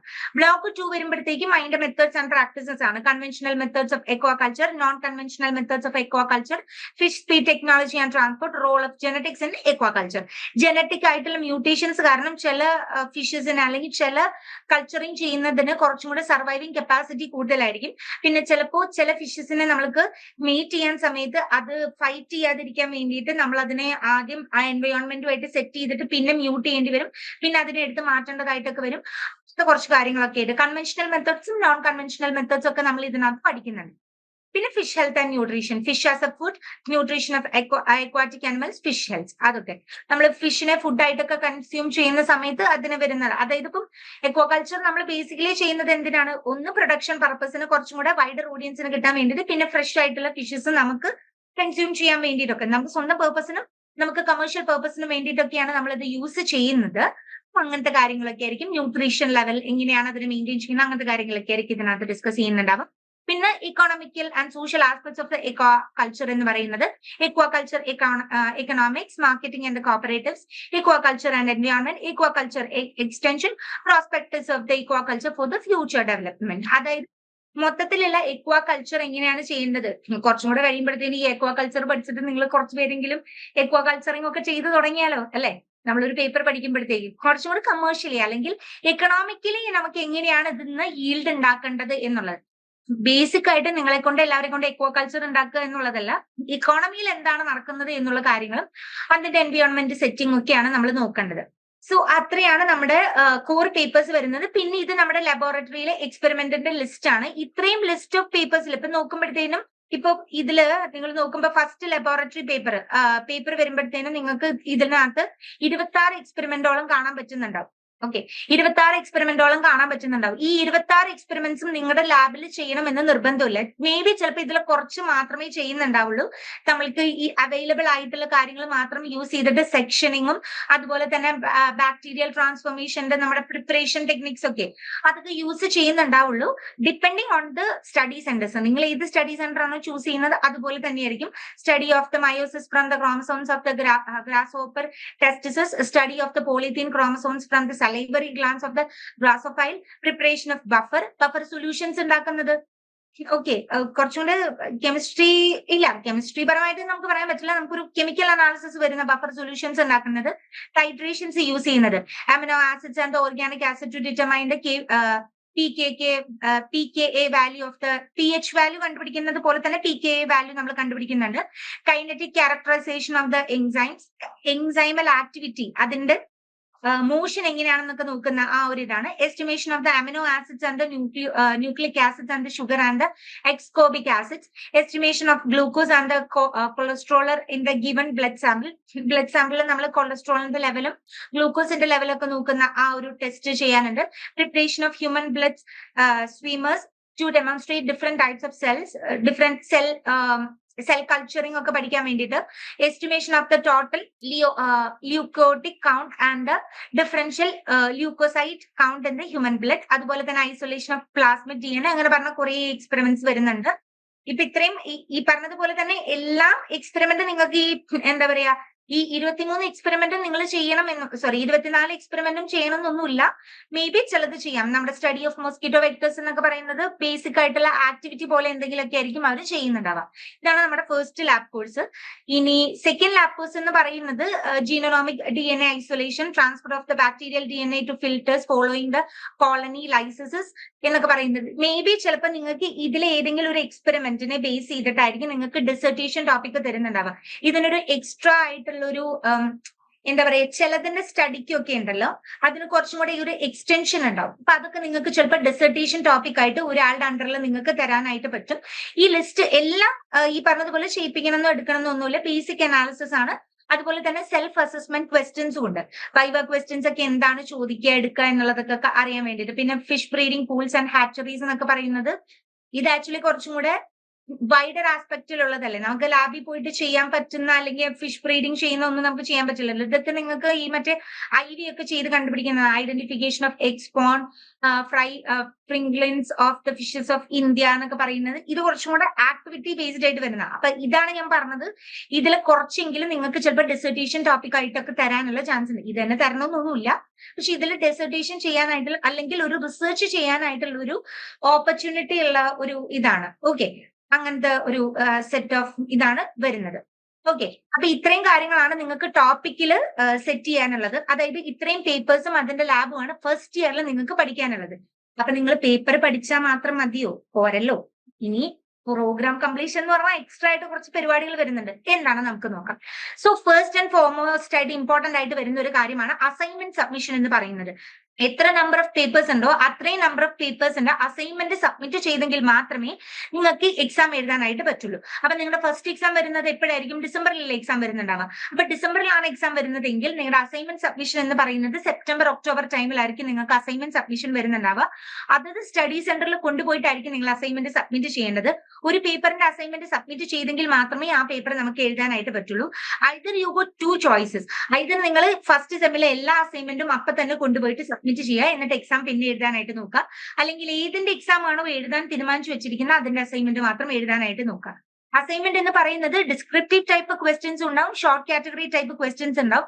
ഒരു ടോപ്പിക് തന്നിട്ട് അതിനെപ്പറ്റി എഴുതുകയല്ല അസൈൻമെന്റ് എന്ന് പറയുന്നത്. ക്വസ്റ്റ്യൻ ആൻസർ ഫോർമാറ്റിലേക്ക് മാറ്റുന്നത് തന്നെയാണ് അസൈൻമെന്റ് എന്ന് പറയുന്നത്. ഇത് ഹാൻഡ് റിട്ടൺ ഫോർമാറ്റിൽ തന്നെ നിർബന്ധമായിട്ടും ഹാൻഡ് റിട്ടൺ ആയിട്ട് തന്നെയാണ് വെക്കേണ്ടത്. നിങ്ങൾ നിങ്ങളുടെ സ്റ്റഡി സെന്ററിൽ കൊണ്ടുപോയിട്ട് സബ്മിറ്റ് ചെയ്യുന്നതിന് മുമ്പ് അതിന്റെ ഒരു കോപ്പി നിങ്ങളുടെ കയ്യിലുണ്ട് എന്നുള്ളതൊന്ന് മേക്ക് ഷുവർ ചെയ്യാനായിട്ട് നോക്കുക. അസൈൻമെന്റിന്റെ ഒരു കോപ്പി നിങ്ങളുടെ കയ്യിലും അതുപോലെ തന്നെ ഒരു കോപ്പി നമുക്ക് കൊടുക്കാൻ വേണ്ടിയിട്ടും വെക്കാം. അതുപോലെ തന്നെ അക്നോളജ്മെന്റ് സ്ലിപ്പ് നിങ്ങളുടെ കയ്യിൽ ക്യാരി ചെയ്യണം. ഒന്ന് നിങ്ങളുടെ കയ്യിൽ വെക്കാനും ഒന്ന് അവർക്ക് കൊടുക്കാൻ വേണ്ടിയിട്ടും. അപ്പൊ നമ്മൾ ഇവിടുന്ന് പ്രൊവൈഡ് ചെയ്യും. ഈ പറഞ്ഞതുപോലെ നിങ്ങൾക്കൊരു എന്താ പറയുക സെറ്റ് ഓഫ് ഇൻസ്ട്രക്ഷൻസ് ഉണ്ട് അസൈൻമെന്റ് എഴുതാനായിട്ട്. അത് വഴിയെ നിങ്ങൾക്ക് അത് കമ്മ്യൂണിക്കേറ്റ് ചെയ്യുന്നതായിരിക്കും. ഇപ്പൊ നിങ്ങളുടെ ജൂലൈ സൈക്കിളിന്റെ അസൈൻമെന്റ്സ് ഒന്നും റിലീസ് ചെയ്തിട്ടില്ല, അതുകൊണ്ടാണ് അസൈൻമെന്റ്സ് ഒന്നും നിങ്ങൾക്ക് അവൈലബിൾ ആയിട്ട് വരാത്തത്. സോ ഇതെല്ലാം കഴിഞ്ഞ് അത് ട്യൂട്ടർ മാർക്ക് ആയിട്ട് കിട്ടിക്കഴിഞ്ഞാൽ അതിനെയാണ് നമ്മൾ TMA എന്ന് പറയുന്നത്. സോ അതിനൊരു 40% എബോവ് മാർക്ക് ഉണ്ടെന്നുണ്ടെങ്കിൽ നിങ്ങൾ ആ അസൈൻമെന്റിന് പാസ്സായി എന്നുള്ളതാണ് അർത്ഥം. ഇൻ കേസ് നിങ്ങൾ പാസ്സായിട്ടില്ല എന്നുണ്ടെങ്കിൽ അങ്ങനെയുള്ള സിറ്റുവേഷൻസ് ഒന്നും വരാറൊന്നുമില്ല. ഇൻ കേസ് എക്സ്ട്രീം കേസിൽ നിങ്ങൾ പാസ്സായിട്ടില്ല എന്നുണ്ടെങ്കിൽ നിങ്ങൾ വീണ്ടും ഫ്രഷ് അസൈൻമെന്റ്സ് നെക്സ്റ്റ് സൈക്കിളിൽ വരുന്ന ഫ്രഷ് അസൈൻമെന്റ്സ് ഡൗൺലോഡ് ചെയ്യുക, എഴുതുക, കൊണ്ടുപോയിട്ട് സബ്മിറ്റ് ചെയ്യുക സ്പെസിഫൈഡ് ഡേറ്റിന് മുമ്പ്. അതാണ് അസൈൻമെന്റിന്റെ പ്രൊസീജിയേഴ്സ് എന്ന് പറയുന്നത്. ടെർമിനൽ എൻഡ് എക്സാമിനേഷൻ എന്ന് പറയുന്നത് വർഷത്തിൽ 2 പ്രാവശ്യമാണ് നിങ്ങൾക്ക് ടെർമിനൽ എൻഡ് എക്സാമിനേഷൻ വരുന്നത്. നിങ്ങളുടെ അതത് കോഴ്സ് വർക്ക് കഴിയുന്ന അനുസരിച്ചിട്ട് നിങ്ങൾക്ക് നിങ്ങളുടെ ടെർമിനൽ എൻഡ് എക്സാമിനേഷൻസ് അറ്റൻഡ് ചെയ്യാനായിട്ട് പറ്റും. ഒന്ന് ജൂൺ സൈക്കിളും ഒന്ന് ഡിസംബർ സൈക്കിളുമാണ് നമുക്ക് അസൈൻമെന്റ്സ് വരുന്നത്. ഇതിനും പാസ് മാർക്ക് ഉണ്ട്. അസൈൻമെന്റിന് പാസ്സായ ആൾക്കാർ ഇതിലും 40% മാർക്കോട് കൂടെ പാസ്സായെങ്കിൽ മാത്രമേ ആ പേപ്പറിൽ നമ്മൾ പാസ്സായി എന്ന് നമുക്ക് പറയാനായിട്ട് പറ്റുള്ളൂ. പ്രാക്ടിക്കലിന്റെ ടെർമിനൽ എൻഡ് എക്സാമിനേഷൻസ് അതത് സ്റ്റഡി സെന്റർ ആയിരിക്കും നടത്തുന്നുണ്ടാവുക. ഇത് തിയറി പേപ്പറിന്റെ കാര്യമാണ് പറയുന്നത്. അപ്പൊ നിങ്ങൾ ഓരോ സബ്ജക്ട് അറേഞ്ച് ചെയ്ത് നിങ്ങൾ സ്വന്തമായിട്ട് തന്നെ പഠിക്കേണ്ടതായിട്ടുണ്ട്. പറഞ്ഞ പോലെ തന്നെ 40% മുകളിൽ മാർക്ക് നിങ്ങൾക്ക് വേണം. ഇൻ കേസ് നിങ്ങൾക്ക് കിട്ടിയില്ല എന്നുണ്ടെങ്കിൽ, ഈ ഒരു എക്സാം എഴുതിയിട്ട് നിങ്ങൾക്ക് കിട്ടിയില്ല എന്നുണ്ടെങ്കിൽ നെക്സ്റ്റ് സൈക്കിൾ വരുമ്പോൾ നിങ്ങൾ അത് അറ്റംപ്റ്റ് ചെയ്താൽ മതി. ഓൾറെഡി അസൈൻമെന്റ് സബ്മിറ്റ് ചെയ്തുകൊണ്ട് അസൈൻമെന്റ് വീണ്ടും എഴുതേണ്ടി വരില്ല. ആ പേപ്പറിന് സെൽ മോളിക്കുലർ ബയോളജിയുടെ അസൈൻമെന്റ് സബ്മിറ്റ് ചെയ്തു, പക്ഷെ പേപ്പർ എഴുതി കിട്ടിയില്ല. കുഴപ്പമില്ല, സെൽ മോളിക്കുലർ ബയോളജിയുടെ ആ മാർക്ക് അവിടെ തന്നെ ഇരിക്കുന്നുണ്ടാവും. നിങ്ങൾ പിന്നെ വീണ്ടും അത് എഴുതിയെടുത്താൽ മതി. ഓക്കെ, ഇപ്പൊ നമ്മൾ 2 ഇയർ പ്രോഗ്രാം ആണെങ്കിൽ 4 ഇയേഴ്സ് വരെ നിങ്ങൾക്ക് ഈ ടോട്ടൽ ഡ്യൂറേഷനുള്ളിൽ നിങ്ങൾക്ക് ഇത് കംപ്ലീറ്റ് ചെയ്യാനായിട്ട് പറ്റും. ഓക്കെ, പിന്നെ അതുപോലെ ജസ്റ്റ് നിങ്ങൾ പാസ് ആവാണ്, ഒരു പേപ്പറിന് നിങ്ങൾ ജസ്റ്റ് പാസ് ആവാണെങ്കിൽ ഇംപ്രൂവ്മെന്റ് ഓപ്ഷൻ ഒന്നുമില്ല, ജസ്റ്റ് പാസ് മാർക്ക് മാത്രമേ പേപ്പറിനകത്ത് വരത്തുള്ളൂ. പിന്നെ ഗ്രേഡിംഗ് സിസ്റ്റം എന്ന് പറയുന്നത് കണ്ടിന്യൂസ് ഇവാലുവേഷൻ, അതായത് അസൈൻമെന്റിനെ അതുപോലെ തന്നെ ടെർമിനൽ എൻഡ് എക്സാമിനേഷനെ ബേസ് ചെയ്തിട്ടാണ് വരുന്നത്. ഈ രണ്ടിന്റെ കൂടിയിട്ടാണ് നമ്മുടെ ഗ്രേഡിംഗ് സിസ്റ്റം ഓവറോൾ മാർക്ക് നമുക്ക് കിട്ടുന്നത്. So 30% of the assignment and 70% of the terminal end examination കൂടിയിട്ടാണ് നമുക്ക് ഫൈനൽ ഗ്രേഡ് കാർഡ് റിലീസ് ചെയ്യുന്നുണ്ടാവും. അപ്പൊ നിങ്ങളുടെ ഫൈനൽ ഗ്രേഡ് കാർഡിൽ ഇതിന്റെ രണ്ടിന്റെയും മാർക്കിന്റെ ക്യുമുലേറ്റീവ് ആയിട്ടുള്ള ഇതായിരിക്കും. അസൈൻമെന്റ് 100ൽ കൺവേർട്ട് ചെയ്ത് അതിന്ന് 30% എടുത്തത്, ടെർമിനൽ എൻഡ് എക്സാമിനേഷൻ 100ൽ കൺവേർട്ട് ചെയ്തിട്ട് അതിന്റെ 70% എടുക്കുന്നത്. നിങ്ങൾക്ക് ഇപ്പൊ 50 മാർക്കിലാണ് പേപ്പർ എന്ന് വിചാരിക്കാൻ, പക്ഷെ നിങ്ങളുടെ ഗ്രേഡ് കാർഡിൽ നിങ്ങൾ നോക്കുമ്പോഴത്തേന് നിങ്ങൾക്ക് ചിലപ്പോ 50 മാർക്സ് നോക്കിയായിരിക്കും. 50 എന്ന് പറയുന്നത് 100ൽ കൺവേർട്ട് ചെയ്ത മാർക്കാണ്. ഓക്കെ, 100ൽ കൺവേർട്ട് ചെയ്ത മാർക്കായിരിക്കും അതിനകത്ത് വരുന്നുണ്ടാവും. അത്രയും കാര്യങ്ങളാണ് വരുന്നത്. പിന്നെ മാപ്പിംഗ് ചെയ്യുമ്പോഴത്തേനും നമ്മുടെ ഇവിടെ നമ്മൾ പഠിക്കേണ്ടതായിട്ടുള്ളത് റെക്കോർഡഡ് ലെക്ചേഴ്സും അതുപോലെ തന്നെ ഹെൽപ്പ് ബുക്ക് നോക്കിയിട്ടാണ് നിങ്ങൾ പഠിക്കേണ്ടത്. പിന്നെ അതുപോലെ തന്നെ SLM നിങ്ങൾക്ക് നോക്കാവുന്നതാണ്. പോയിന്റ്സ് കുറച്ചും കൂടെ കൃത്യമായിട്ട് നിങ്ങൾക്ക് അണ്ടർസ്റ്റാൻഡ് ചെയ്യണം, കൃത്യമായിട്ട് നിങ്ങൾക്ക് കിട്ടണം എന്നുണ്ടെങ്കിൽ നിങ്ങൾ എക്സാം പീഡിയയും കൂടെ നോക്കുക. എക്സാം പീഡിയ എന്ന് പറയുന്നത് എക്സാം സ്പെഷ്യൽ ഗൈഡ് എന്ന് പറയുന്ന ഒരു കാര്യം കൂടെ നോക്കി കഴിഞ്ഞ് കഴിഞ്ഞാൽ മൊത്തത്തിൽ നിങ്ങൾക്ക് പഠിക്കാനായിട്ട് പറ്റും. പിന്നെ നിങ്ങൾ എല്ലാവരും ബിസി ആയിട്ടുള്ള ആൾക്കാരാണല്ലോ. അപ്പൊ ബിസി ആയിട്ടുള്ള ആൾക്കാർ എപ്പോഴും എന്നോട് ചോദിക്കുന്ന കാര്യമാണ്, ഞാൻ എപ്പോഴും ബിസിയാണ്, എനിക്ക് പഠിക്കാനായിട്ട് പറ്റില്ല. എന്തായാലും പഠിക്കണം, നമ്മളൊരു കോഴ്സ് എടുത്തതല്ലേ, എന്തായാലും നിങ്ങൾ കുറച്ച് സമയം ഇതിന് ഇൻവെസ്റ്റ് ചെയ്തേ പറ്റുള്ളൂ. You don't have a choice either. പക്ഷെ അതിൽ കുറച്ചും കൂടെ ഫാസ്റ്റ് ആയിട്ടുള്ള ഒരു ടെക്നിക്ക് പറഞ്ഞുതരാം. ഒന്ന്, നിങ്ങൾ വീക്കിൽ ഭയങ്കര ബിസി ആണെന്നുണ്ടെങ്കിൽ റെക്കോർഡ് ലെക്ചേഴ്സ് 1.25 സ്പീഡിൽ നോക്കുക. എന്നിട്ട് ഹെൽപ്പ് ബുക്കിന്റെ സമ്മറിയും കൂടെ എടുത്തിട്ട് ജസ്റ്റ് ഒരു അണ്ടർസ്റ്റാൻഡിങ് ഉണ്ടാക്കി വെക്കുക. ഇത്രയും ചെയ്ത് കഴിഞ്ഞാൽ നിങ്ങൾ ടോപ്പിക്ക് പഠിക്കുന്നല്ല, അണ്ടർസ്റ്റാൻഡ് ചെയ്യാനായിട്ട് പറ്റും. ശേഷം നിങ്ങൾ SLM വായിച്ചു നോക്കിയിട്ട് മാർക്ക് ചെയ്തിട്ട് പഠിച്ചു കഴിഞ്ഞാൽ കുറച്ചും കൂടെ അണ്ടർസ്റ്റാൻഡിങ് നിങ്ങൾക്ക് മേക്ക് ഷുവർ ചെയ്യാനായിട്ട് പറ്റും. പിന്നെ എക്സാം അടുത്തു, കുറച്ചും കൂടെ എനിക്ക് എന്താ പറയാ സിസ്റ്റമാറ്റിക് ആയിട്ട് പഠിക്കണം എന്നുണ്ടെങ്കിൽ എക്സാം അടുത്തു അങ്ങനെയുള്ള ഒരു സിറ്റുവേഷൻ വരികയാണെന്നുണ്ടെങ്കിൽ എക്സാം പീഡിയ, അതായത് previous year question paper ultimate analysis എന്ന് പറയുന്ന ഒരു സെഷൻ നമ്മൾ കണ്ടക്ട് ചെയ്യുന്നതായിരിക്കും. ആ ഒരു സെഷൻ കണ്ടക്ട് ചെയ്യുമ്പോൾ അതിനകത്ത് അവൈലബിൾ ആയിട്ടുള്ള ക്വസ്റ്റ്യൻ പേപ്പേഴ്സ് വെച്ചിട്ടായിരിക്കും previous year question paper ultimate analysis നമ്മൾ ചെയ്യുന്നുണ്ടാവുക. അപ്പൊ അത് നോക്കിയിട്ട് ഏതൊക്കെ ടോപ്പിക്സ് ആണ് നിങ്ങൾക്ക് കുറച്ചും കൂടെ കൂടുതൽ ചോദിച്ചു കണ്ടിരിക്കുന്നത്, പ്രീവിയസ് ഇയർ ക്വസ്റ്റ്യൻ പേപ്പേഴ്സ് ഏതാണെന്നൊക്കെ ചോദിച്ചിട്ട് ഹെൽപ്പ് ബുക്കും അതുപോലെ തന്നെ 2-3 ആൻസേഴ്സ് ഒക്കെ എഴുതി നോക്കി കഴിഞ്ഞാൽ നിങ്ങൾക്ക് കുറച്ചും കൂടെ എക്സാമിന് നിങ്ങൾക്ക് പഠിക്കാനായിട്ട് പറ്റുന്നതായിരിക്കും. ഇനി ഒരു കൺസെപ്റ്റ് ടഫ് ആണെന്ന് വിചാരിക്കുക. അപ്പൊ നമ്മൾ എന്ത് ചെയ്യുക, ആദ്യം നമ്മൾ ഹെൽപ്പ് ബുക്കിലെ ഡയഗ്രാംസ് പോയി നോക്കാം. അതിൽ കുറച്ചും കൂടെ ഫ്ലോ ചാർട്ട് പരമായിട്ട് അല്ലെങ്കിൽ നമ്മുടെ വിഷ്വൽ മെമ്മറി എന്ന് പറയുന്നത് കുറച്ചും കൂടെ സ്ട്രോങ് ആയിട്ടുള്ള ഒരു കാര്യമാണ്. ഒരു സാധനം കണ്ടു പഠിക്കുമ്പോൾ പെട്ടെന്ന് നമുക്ക് തലയിൽ കയറാനായിട്ടുള്ള ടെൻഡൻസി ഉണ്ട്. ചില മൂവീസിലെ ഡയലോഗ്സ് വരെ നമുക്ക് ഓർമ്മയുണ്ടാവും, അതുപോലെ വിഷ്വൽസ് ഓർമ്മയുണ്ടാവും. എന്തുകൊണ്ട്? നമ്മുടെ സെൻസറി ആയിട്ടുള്ള കാര്യങ്ങൾ കുറച്ചും കൂടെ ബ്രൈറ്റ് ആണ്. എല്ലാ മനുഷ്യർക്കും അങ്ങനെ തന്നെയാണ്. അപ്പൊ അതുകൊണ്ട് തന്നെ അതിലെ ഡയഗ്രാംസ് ഒക്കെ നോക്കുക. എന്നിട്ട് റെക്കോർഡഡ് വീഡിയോസ് സ്ലോ ആയിട്ട് ഒന്നും കൂടെ കാണാം. എന്നിട്ട് എക്സാം പീഡിയ ഒന്നും കൂടെ നോക്കുക. എന്നിട്ട് നിങ്ങൾക്ക് മനസ്സിലായില്ലെങ്കിൽ നിങ്ങളുടെ അതത് മെന്റേഴ്സിന്റെ അടുത്ത് ചോദിക്കുക. ഇപ്പൊ നിങ്ങളുടെ മെന്റർ ആരാണ്? ഞാനല്ലേ മെന്റർ വരുന്നത്. അപ്പൊ എന്റെ അടുത്ത് ചോദിക്കുക ഏതൊക്കെ ടോപ്പിക്സ് ആണ് നിങ്ങൾക്ക് ഡൗട്ട് ഉള്ളത്, ആ ഒരു ടോപ്പിക്കും കൂടെ നിങ്ങൾ ചോദിക്കാനായിട്ട് നോക്കാം.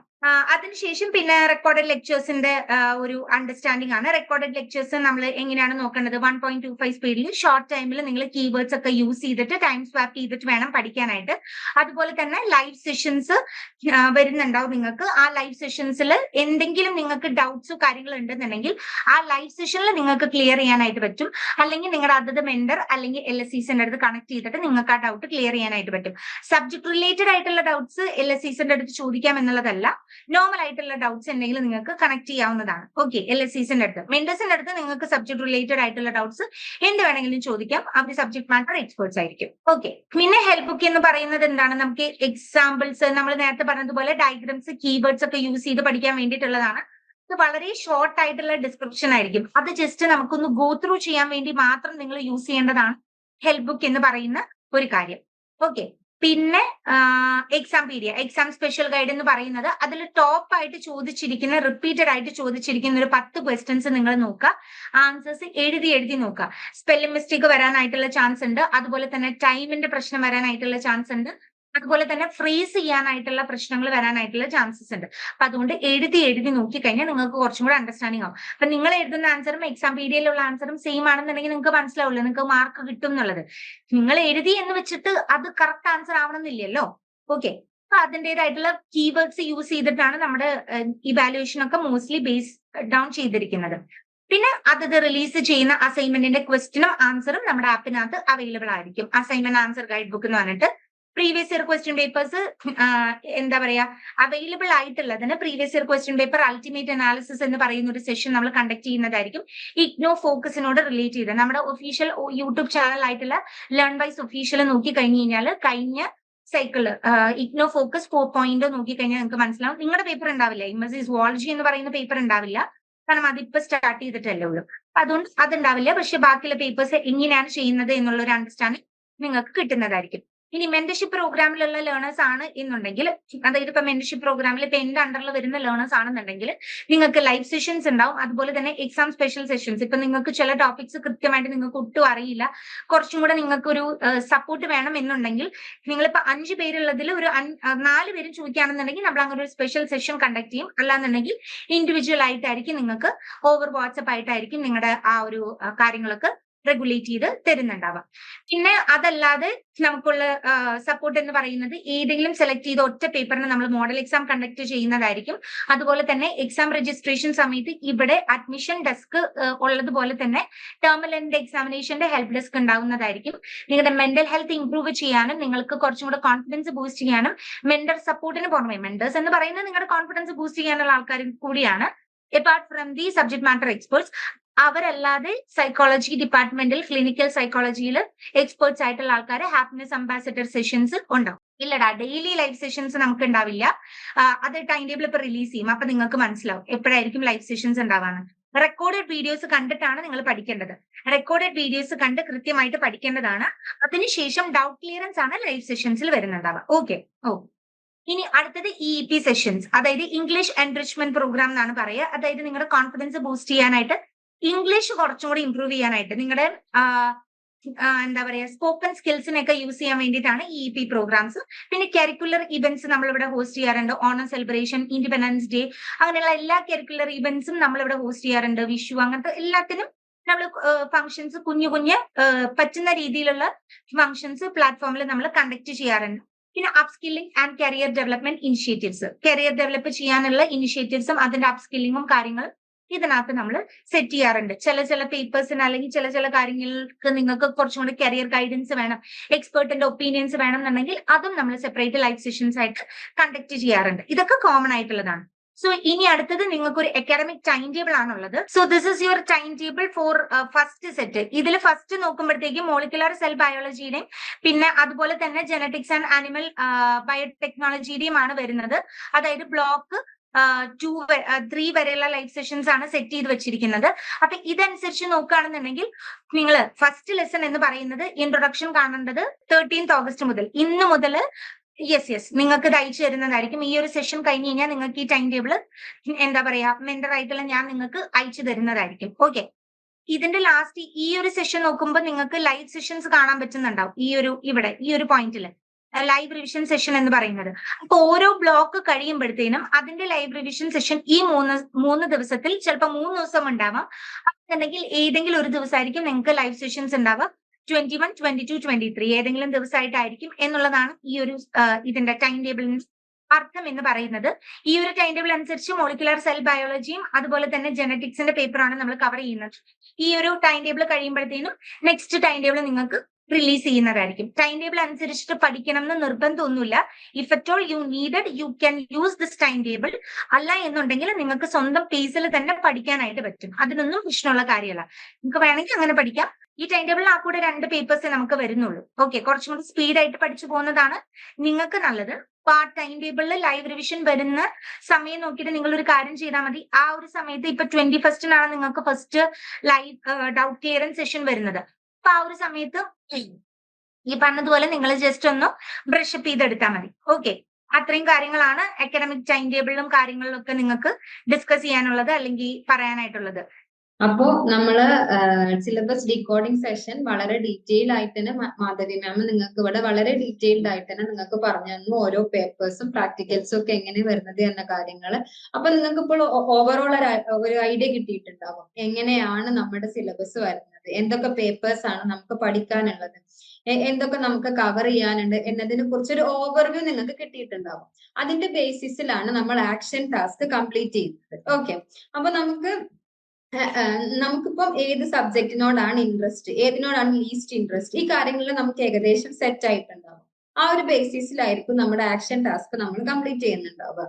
ഓക്കെ മാം, നമ്മുടെ ആക്ഷൻ ടാസ്ക് ഒന്ന് ഷെയർ ചെയ്യാം അല്ലെ. അപ്പൊ session for syllabus decoding action task copy 10.0 നമ്മൾ എല്ലാ സെഷൻ കഴിയുമ്പോഴും ഇതുപോലെ ഒരു ആക്ഷൻ ടാസ്ക് ചെയ്യാറുണ്ട് അല്ലെ. ഇതിനകത്ത് പ്രത്യേകിച്ച് ഒന്നുമില്ല. ഫസ്റ്റ് എല്ലാം നമ്മൾ ഫില്ല് ചെയ്യേണ്ടത് നമ്മുടെ ബേസിക് ഡീറ്റെയിൽസ് തന്നെയാണ്. നമ്മുടെ ഫുൾ നെയിം, നമ്മൾ ഏത് പ്രോഗ്രാമിനാണ് എൻറോൾ ചെയ്തിട്ടുള്ളത്. ഇപ്പൊ നിങ്ങൾ MSc സുവോളജി ആയതുകൊണ്ട് MSc സുവോളജി നമ്മുടെ കൊടുക്കാം. പിന്നെ അസൈൻഡ് മെന്റർ അല്ലെങ്കിൽ LSC നെയിം. ഇപ്പൊ മെന്റർ ആണെങ്കിൽ മാധവി മാം ആയിരിക്കും. ഇനി LSC ആണെങ്കിൽ മെന്റർഷിപ്പ് ടീമിൽ അല്ലാത്ത ലേണേഴ്സിന് അസൈൻ ചെയ്തിട്ടുള്ള LSCs ഉണ്ടാവും, അവരുടെ നെയിം അവിടെ കൊടുത്താൽ മതി. നെക്സ്റ്റ് നമ്മൾ ചെയ്യേണ്ട ഒരു കാര്യം, നമ്മളിപ്പം ഒരുപാട് നമ്മുടെ പേപ്പേഴ്സ് കണ്ടു. ഓരോ പേപ്പേഴ്സിലും ടോപ്പിക്കുകളും യൂണിറ്റ് വൈസ് നമ്മൾ ഡിസ്കസ് ചെയ്തു. അപ്പം അതിന്റെ ബേസിസിൽ നിങ്ങൾ നിങ്ങളുടെ പേപ്പേഴ്സിനെ ജസ്റ്റ് ഒന്ന് റാങ്ക് ചെയ്യുക. റാങ്ക് 1, റാങ്ക് 2, അങ്ങനെ. അതിനകത്ത് റാങ്ക് 1 എന്ന് പറയുന്നതായിരിക്കും നിങ്ങൾക്ക് ഏറ്റവും ഇൻട്രസ്റ്റ് ആയിട്ടുള്ള പേപ്പർ. ഏറ്റവും റാങ്ക് ലാസ്റ്റിൽ വരുന്നത് ലീസ്റ്റ് ഇൻട്രസ്റ്റ് ആയിട്ടുള്ള പേപ്പേഴ്സ്. അപ്പൊ ഇതിന്റെ ബേസിസിൽ നമ്മൾ ഫസ്റ്റ് ചെയ്യേണ്ടത് നമ്മുടെ പേപ്പേഴ്സിനെ നമ്മൾ റാങ്ക് ചെയ്യുക. നെക്സ്റ്റ് നമ്മൾ ചെയ്യേണ്ട ഒരു കാര്യം എന്ന് പറയുന്നത്, നമ്മൾ ഈ റാങ്ക് ചെയ്തതിന്റെ ബേസിസിലാണ് നമ്മൾ, അതായത് റാങ്ക് 1 എന്ന് കൊടുത്ത പേപ്പർ എന്തുകൊണ്ടാണ് നിങ്ങൾക്ക് അത് ഇൻട്രസ്റ്റിംഗ് ആയി തോന്നിയത്, എന്തുകൊണ്ടാണ് അത് എക്സൈറ്റിംഗ് ആയത് നിങ്ങൾക്ക്. ഒബീഡിയസ് ആയിട്ട് നിങ്ങളുടെ സജഷനും നിങ്ങളുടെ ഒപ്പീനിയൻസും ആണ് അവിടെ നമുക്ക് വേണ്ടത്. നെക്സ്റ്റ് നമ്മൾ ലാസ്റ്റ് റാങ്ക് ചെയ്തിട്ടുള്ള പേപ്പർ എന്തുകൊണ്ട് നമുക്ക് ലെസ് ഇൻട്രസ്റ്റിംഗ് ആയി, അതെന്തുകൊണ്ടാണ് നമുക്ക് പഠിക്കാൻ പറ്റാത്തത്. പല കാരണങ്ങളായിരിക്കും. അതിനകത്ത് ടോപ്പിക്ക് നമുക്ക് ഇഷ്ടമുണ്ടാവില്ല, അല്ലെങ്കിൽ ആ ഒരു പേപ്പറിനോടെ പൊതുവെ നമുക്കൊരു മടുപ്പായിരിക്കും, മീൻസ് അതിനകത്തെ കാര്യങ്ങളൊന്നും മനസ്സിലാവുന്നുണ്ടാവില്ല. അങ്ങനെ എല്ലാം നിങ്ങളുടെ ഒപ്പീനിയൻസ് ആണ്, അത് കൊടുക്കുക. നെക്സ്റ്റ് നമ്മൾ ചെയ്യേണ്ട ഒരു കാര്യം എന്ന് പറയുന്നത് നമ്മുടെ ലേണിംഗ് ഇന്റൻഷൻ ആണ്. ഓരോരുത്തർക്കും ഓരോ ഇന്റൻഷൻ ആയിരിക്കും. ചില ആൾക്കാർക്ക് ജസ്റ്റ് ഒരു PG ആവശ്യമുണ്ട്, ഇപ്പം അതുകൊണ്ട് ഒരു PG കംപ്ലീറ്റ് ചെയ്യുക എന്നൊരു ഉദ്ദേശമായിരിക്കും. അല്ലെങ്കിൽ ഇപ്പം പ്രത്യേകിച്ച് PG ഒന്നും വേണ്ട, എന്നാലും ഇപ്പം PG എടുക്കാലോ, കുറച്ചും കൂടെ അറിവ് കിട്ടാലോ, മാർക്കൊന്നും കൺസേൺ അല്ല, കുറച്ചും കൂടെ അറിവ് കിട്ടാൻ വേണ്ടിയിട്ട് PG എടുക്കുന്നവരുണ്ടാകും. നല്ല മാർക്കോട് കൂടെ പാസ്സാവണം എന്ന ആഗ്രഹമുള്ളവരുണ്ടാകും. എന്താണോ നിങ്ങളുടെ ഇന്റൻഷൻ അത് നിങ്ങൾക്ക് അവിടെ കൊടുക്കാം. ഇനി ഇതിനകത്ത് ലിസ്റ്റ് ചെയ്തതൊന്നും അല്ല നിങ്ങളുടെ ഇന്റൻഷൻ എന്നുണ്ടെങ്കിൽ അതർ എന്ന് മാർക്ക് ചെയ്തിട്ട് നിങ്ങൾക്ക് നിങ്ങളുടെ ഇന്റൻഷൻ അവിടെ കൊടുക്കാൻ വേണ്ടി പറ്റും. ഓക്കെ, നെക്സ്റ്റ് നിങ്ങളുടെ സ്റ്റഡി സ്ലോട്ട് ആണ്. നിങ്ങൾ ഏത് സമയമാണ് പഠിക്കാറുള്ളത്. ഇപ്പൊ വർക്കിംഗ് ഒക്കെ ആണെങ്കിൽ നമ്മൾ മേ ബി വീക്കെൻഡ് ആയിരിക്കും പഠിക്കുന്നുണ്ടാവുക, അല്ലെങ്കിൽ ചിലപ്പോൾ നമ്മൾ മോർണിംഗിലായിരിക്കും പഠിക്കുന്നുണ്ടാവുക, അല്ലെങ്കിൽ വീക്ക് ഡേയ്സിൽ ഈവനിങ് ആയിരിക്കും പഠിക്കുന്നുണ്ടാവുക. അപ്പൊ ഏതാണ് നിങ്ങളുടെ സ്റ്റഡി സ്ലോട്ട്? ഇനി ഈ എല്ലാ ദിവസവും മോർണിംഗിലും ഈവനിങ്ങിലും സാറ്റർഡേസിലും സൺഡേസിലും എല്ലാം നിങ്ങൾ പഠിക്കുന്നുണ്ടെങ്കിൽ നിങ്ങൾക്ക് എല്ലാം കൊടുക്കാം. ഓക്കെ, ഇനി ഇതൊന്നും അല്ല നിങ്ങളുടെ പഠിക്കുന്ന ടൈം എന്നുണ്ടെങ്കിൽ ജസ്റ്റ് അതർ എന്ന് മാർക്ക് ചെയ്യുക. നിങ്ങളുടെ ടൈം ഏതാണോ അത് നിങ്ങൾക്ക് അവിടെ കൊടുക്കാൻ വേണ്ടിയിട്ട് പറ്റും. ഓക്കെ, നെക്സ്റ്റ് കോൺഫിഡൻസ് ആണ്. മീൻസ് ഇപ്പൊ നിങ്ങൾ ഏകദേശം ഇപ്പൊ നമ്മളൊരു 4 സെഷൻസ് വരെ കംപ്ലീറ്റ് ചെയ്തു. അപ്പൊ ഏകദേശം നിങ്ങൾക്ക് ഒരു ധാരണ ഉണ്ടായിട്ടുണ്ടാവും, ഇത് കുഴപ്പമില്ല, നമുക്ക് കംപ്ലീറ്റ് ചെയ്യാം. ഓക്കെ, എന്താണ് നിങ്ങളുടെ കോൺഫിഡൻസ് റൈറ്റ് നൗ? ഇപ്പൊ എന്താണ് നിങ്ങൾക്ക് തോന്നുന്നത്? കുഴപ്പമൊന്നുമില്ല, നമുക്ക് ഈസി ആയിട്ട് തന്നെ അക്വയർ ചെയ്യാം, അല്ലെങ്കിൽ കുറച്ച് കഷ്ടപ്പെട്ടാലും നമുക്ക് കംപ്ലീറ്റ് ചെയ്യാൻ പറ്റും. അങ്ങനെ അതിന്റെ ബേസിസിൽ നിങ്ങൾക്ക് 1, 2, 3, 4, 5 എന്ന റാങ്ക് നിങ്ങൾക്ക് കൊടുക്കാൻ പറ്റും. അപ്പം നമ്മുടെ ഇന്നത്തെ ഓവറോൾ സെഷൻ എന്ന് പറയുന്നത് നമ്മൾ നമ്മുടെ പ്രോഗ്രാമിനെ കംപ്ലീറ്റ് ആയിട്ട് ഡീകോഡ് ചെയ്തു. നമ്മുടെ കോഴ്സസ് എന്തൊക്കെയാണ്, ഓരോ കോഴ്സിലും വരുന്ന ബ്ലോക്കുകൾ എന്താണ്, യൂണിറ്റുകൾ എന്താണ്, അങ്ങനത്തെ കാര്യങ്ങളെല്ലാം ഡീറ്റെയിൽ ആയിട്ട് തന്നെ മാം നിങ്ങൾക്ക് പറഞ്ഞു തന്നിട്ടുണ്ട്. പിന്നെ നമ്മൾ ലേൺ വൈസ് പ്രൊവൈഡ് ചെയ്യുന്ന ടൂൾസ്, റെക്കോർഡഡ് ക്ലാസ്സസ് എന്താണ്, ഹെൽപ്പ് ബുക്ക് എങ്ങനെയാണ് യൂസ് ചെയ്യേണ്ടത്, എന്താണ് ഹെൽപ്പ് ബുക്കിൽ അടങ്ങിയിട്ടുള്ളത്, എക്സാം PDF നമ്മൾ എങ്ങനെ യൂസ് ചെയ്യണം, അസൈൻമെന്റ് ഗൈഡ് എങ്ങനെ നമ്മൾ യൂസ് ചെയ്യണം, പിന്നെ എന്താണ് previous year question paper ultimate analysis എന്ന കാര്യങ്ങൾ നമ്മൾ ഇവിടുന്ന് പ്രൊവൈഡ് ചെയ്യുന്ന എല്ലാ ടൂൾസിനെ കുറിച്ചും വളരെ ഡിസ്ക്രിപ്റ്റീവ് ആയിട്ട് തന്നെ മാം നിങ്ങൾക്ക് പറഞ്ഞു തന്നിട്ടുണ്ട് അല്ലെ. പിന്നെ നമ്മൾ എന്ത് ചെയ്തു, നമ്മൾ ടൈം ടേബിൾ കാണിച്ചു തന്നു, ടൈം ടേബിൾ റോൾ ഔട്ട് ചെയ്തു. ഇനിയിപ്പം ആ ടൈം ടേബിൾ ബേസിസിൽ പഠിച്ചു പോവുക. ലൈവ് സെഷൻസ് ഒക്കെ വരുമ്പോൾ അതിനകത്ത് നിങ്ങൾ എന്റർ ആവുക. ഓക്കെ, ഫൈനലി നമ്മൾ ആക്ഷൻ ടാസ്കും ഡിസ്കസ് ചെയ്ത് കഴിഞ്ഞു അല്ലെ. Okay, fine. നെക്സ്റ്റ് നമുക്ക് നെക്സ്റ്റ് നിങ്ങളോട് പറയാനുള്ളത് ഈ ഒരു ന്യൂ ഹൊറൈസൺസ് ലേണർ പ്രൊഫൈൽ എന്ന് പറയുന്നത് നിങ്ങൾക്ക് ഇനീഷ്യലി നമ്മൾ ഇവിടുത്തെ നമ്മുടെ ഫസ്റ്റ് സെഷൻ കഴിഞ്ഞ അന്നേ സമയം നിങ്ങൾക്ക് പ്രൊവൈഡ് ചെയ്തതാണ്.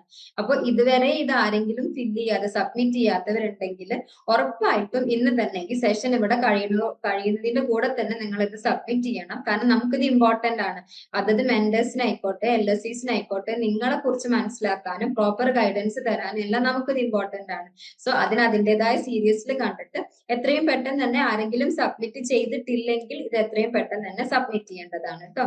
അപ്പോ ഫൈനലി ഇത്രയും നേരം നമ്മുടെ കാര്യങ്ങളെല്ലാം കോപ്പറേറ്റീവ് ആയിട്ട് എല്ലാം കേട്ടിരുന്ന ഫസ്റ്റ് ലേണേഴ്സിന് ഒരു ബിഗ് താങ്ക്സ്. ഇത്രയും കാര്യം നമ്മളോട് കോപ്പറേറ്റ് ചെയ്തിരുന്ന എല്ലാ ലേണേഴ്സിനും ബിഗ് താങ്ക്സ്. പിന്നെ അതുപോലെ തന്നെ നമ്മുടെ കൂടെ നിങ്ങൾക്ക് ഡീറ്റെയിൽ ആയിട്ട് ഈ സെഷൻ വളരെ ഫ്രൂട്ട്ഫുൾ ആക്കി തന്ന മാധവി മാമിനും ഫാത്തിമ മാമിനും ഗായത്രി മാമിനും എല്ലാവർക്കും എന്റെ പേഴ്സണലി എന്റെ ഭാഗത്ത് അതുപോലെ നമ്മുടെ ലേൺ വൈസ് ഫാമിലിയുടെ ഭാഗത്തു നിന്നും ഒരു വലിയ താങ്ക്സ് തന്നെ ഞാൻ തരാണ്.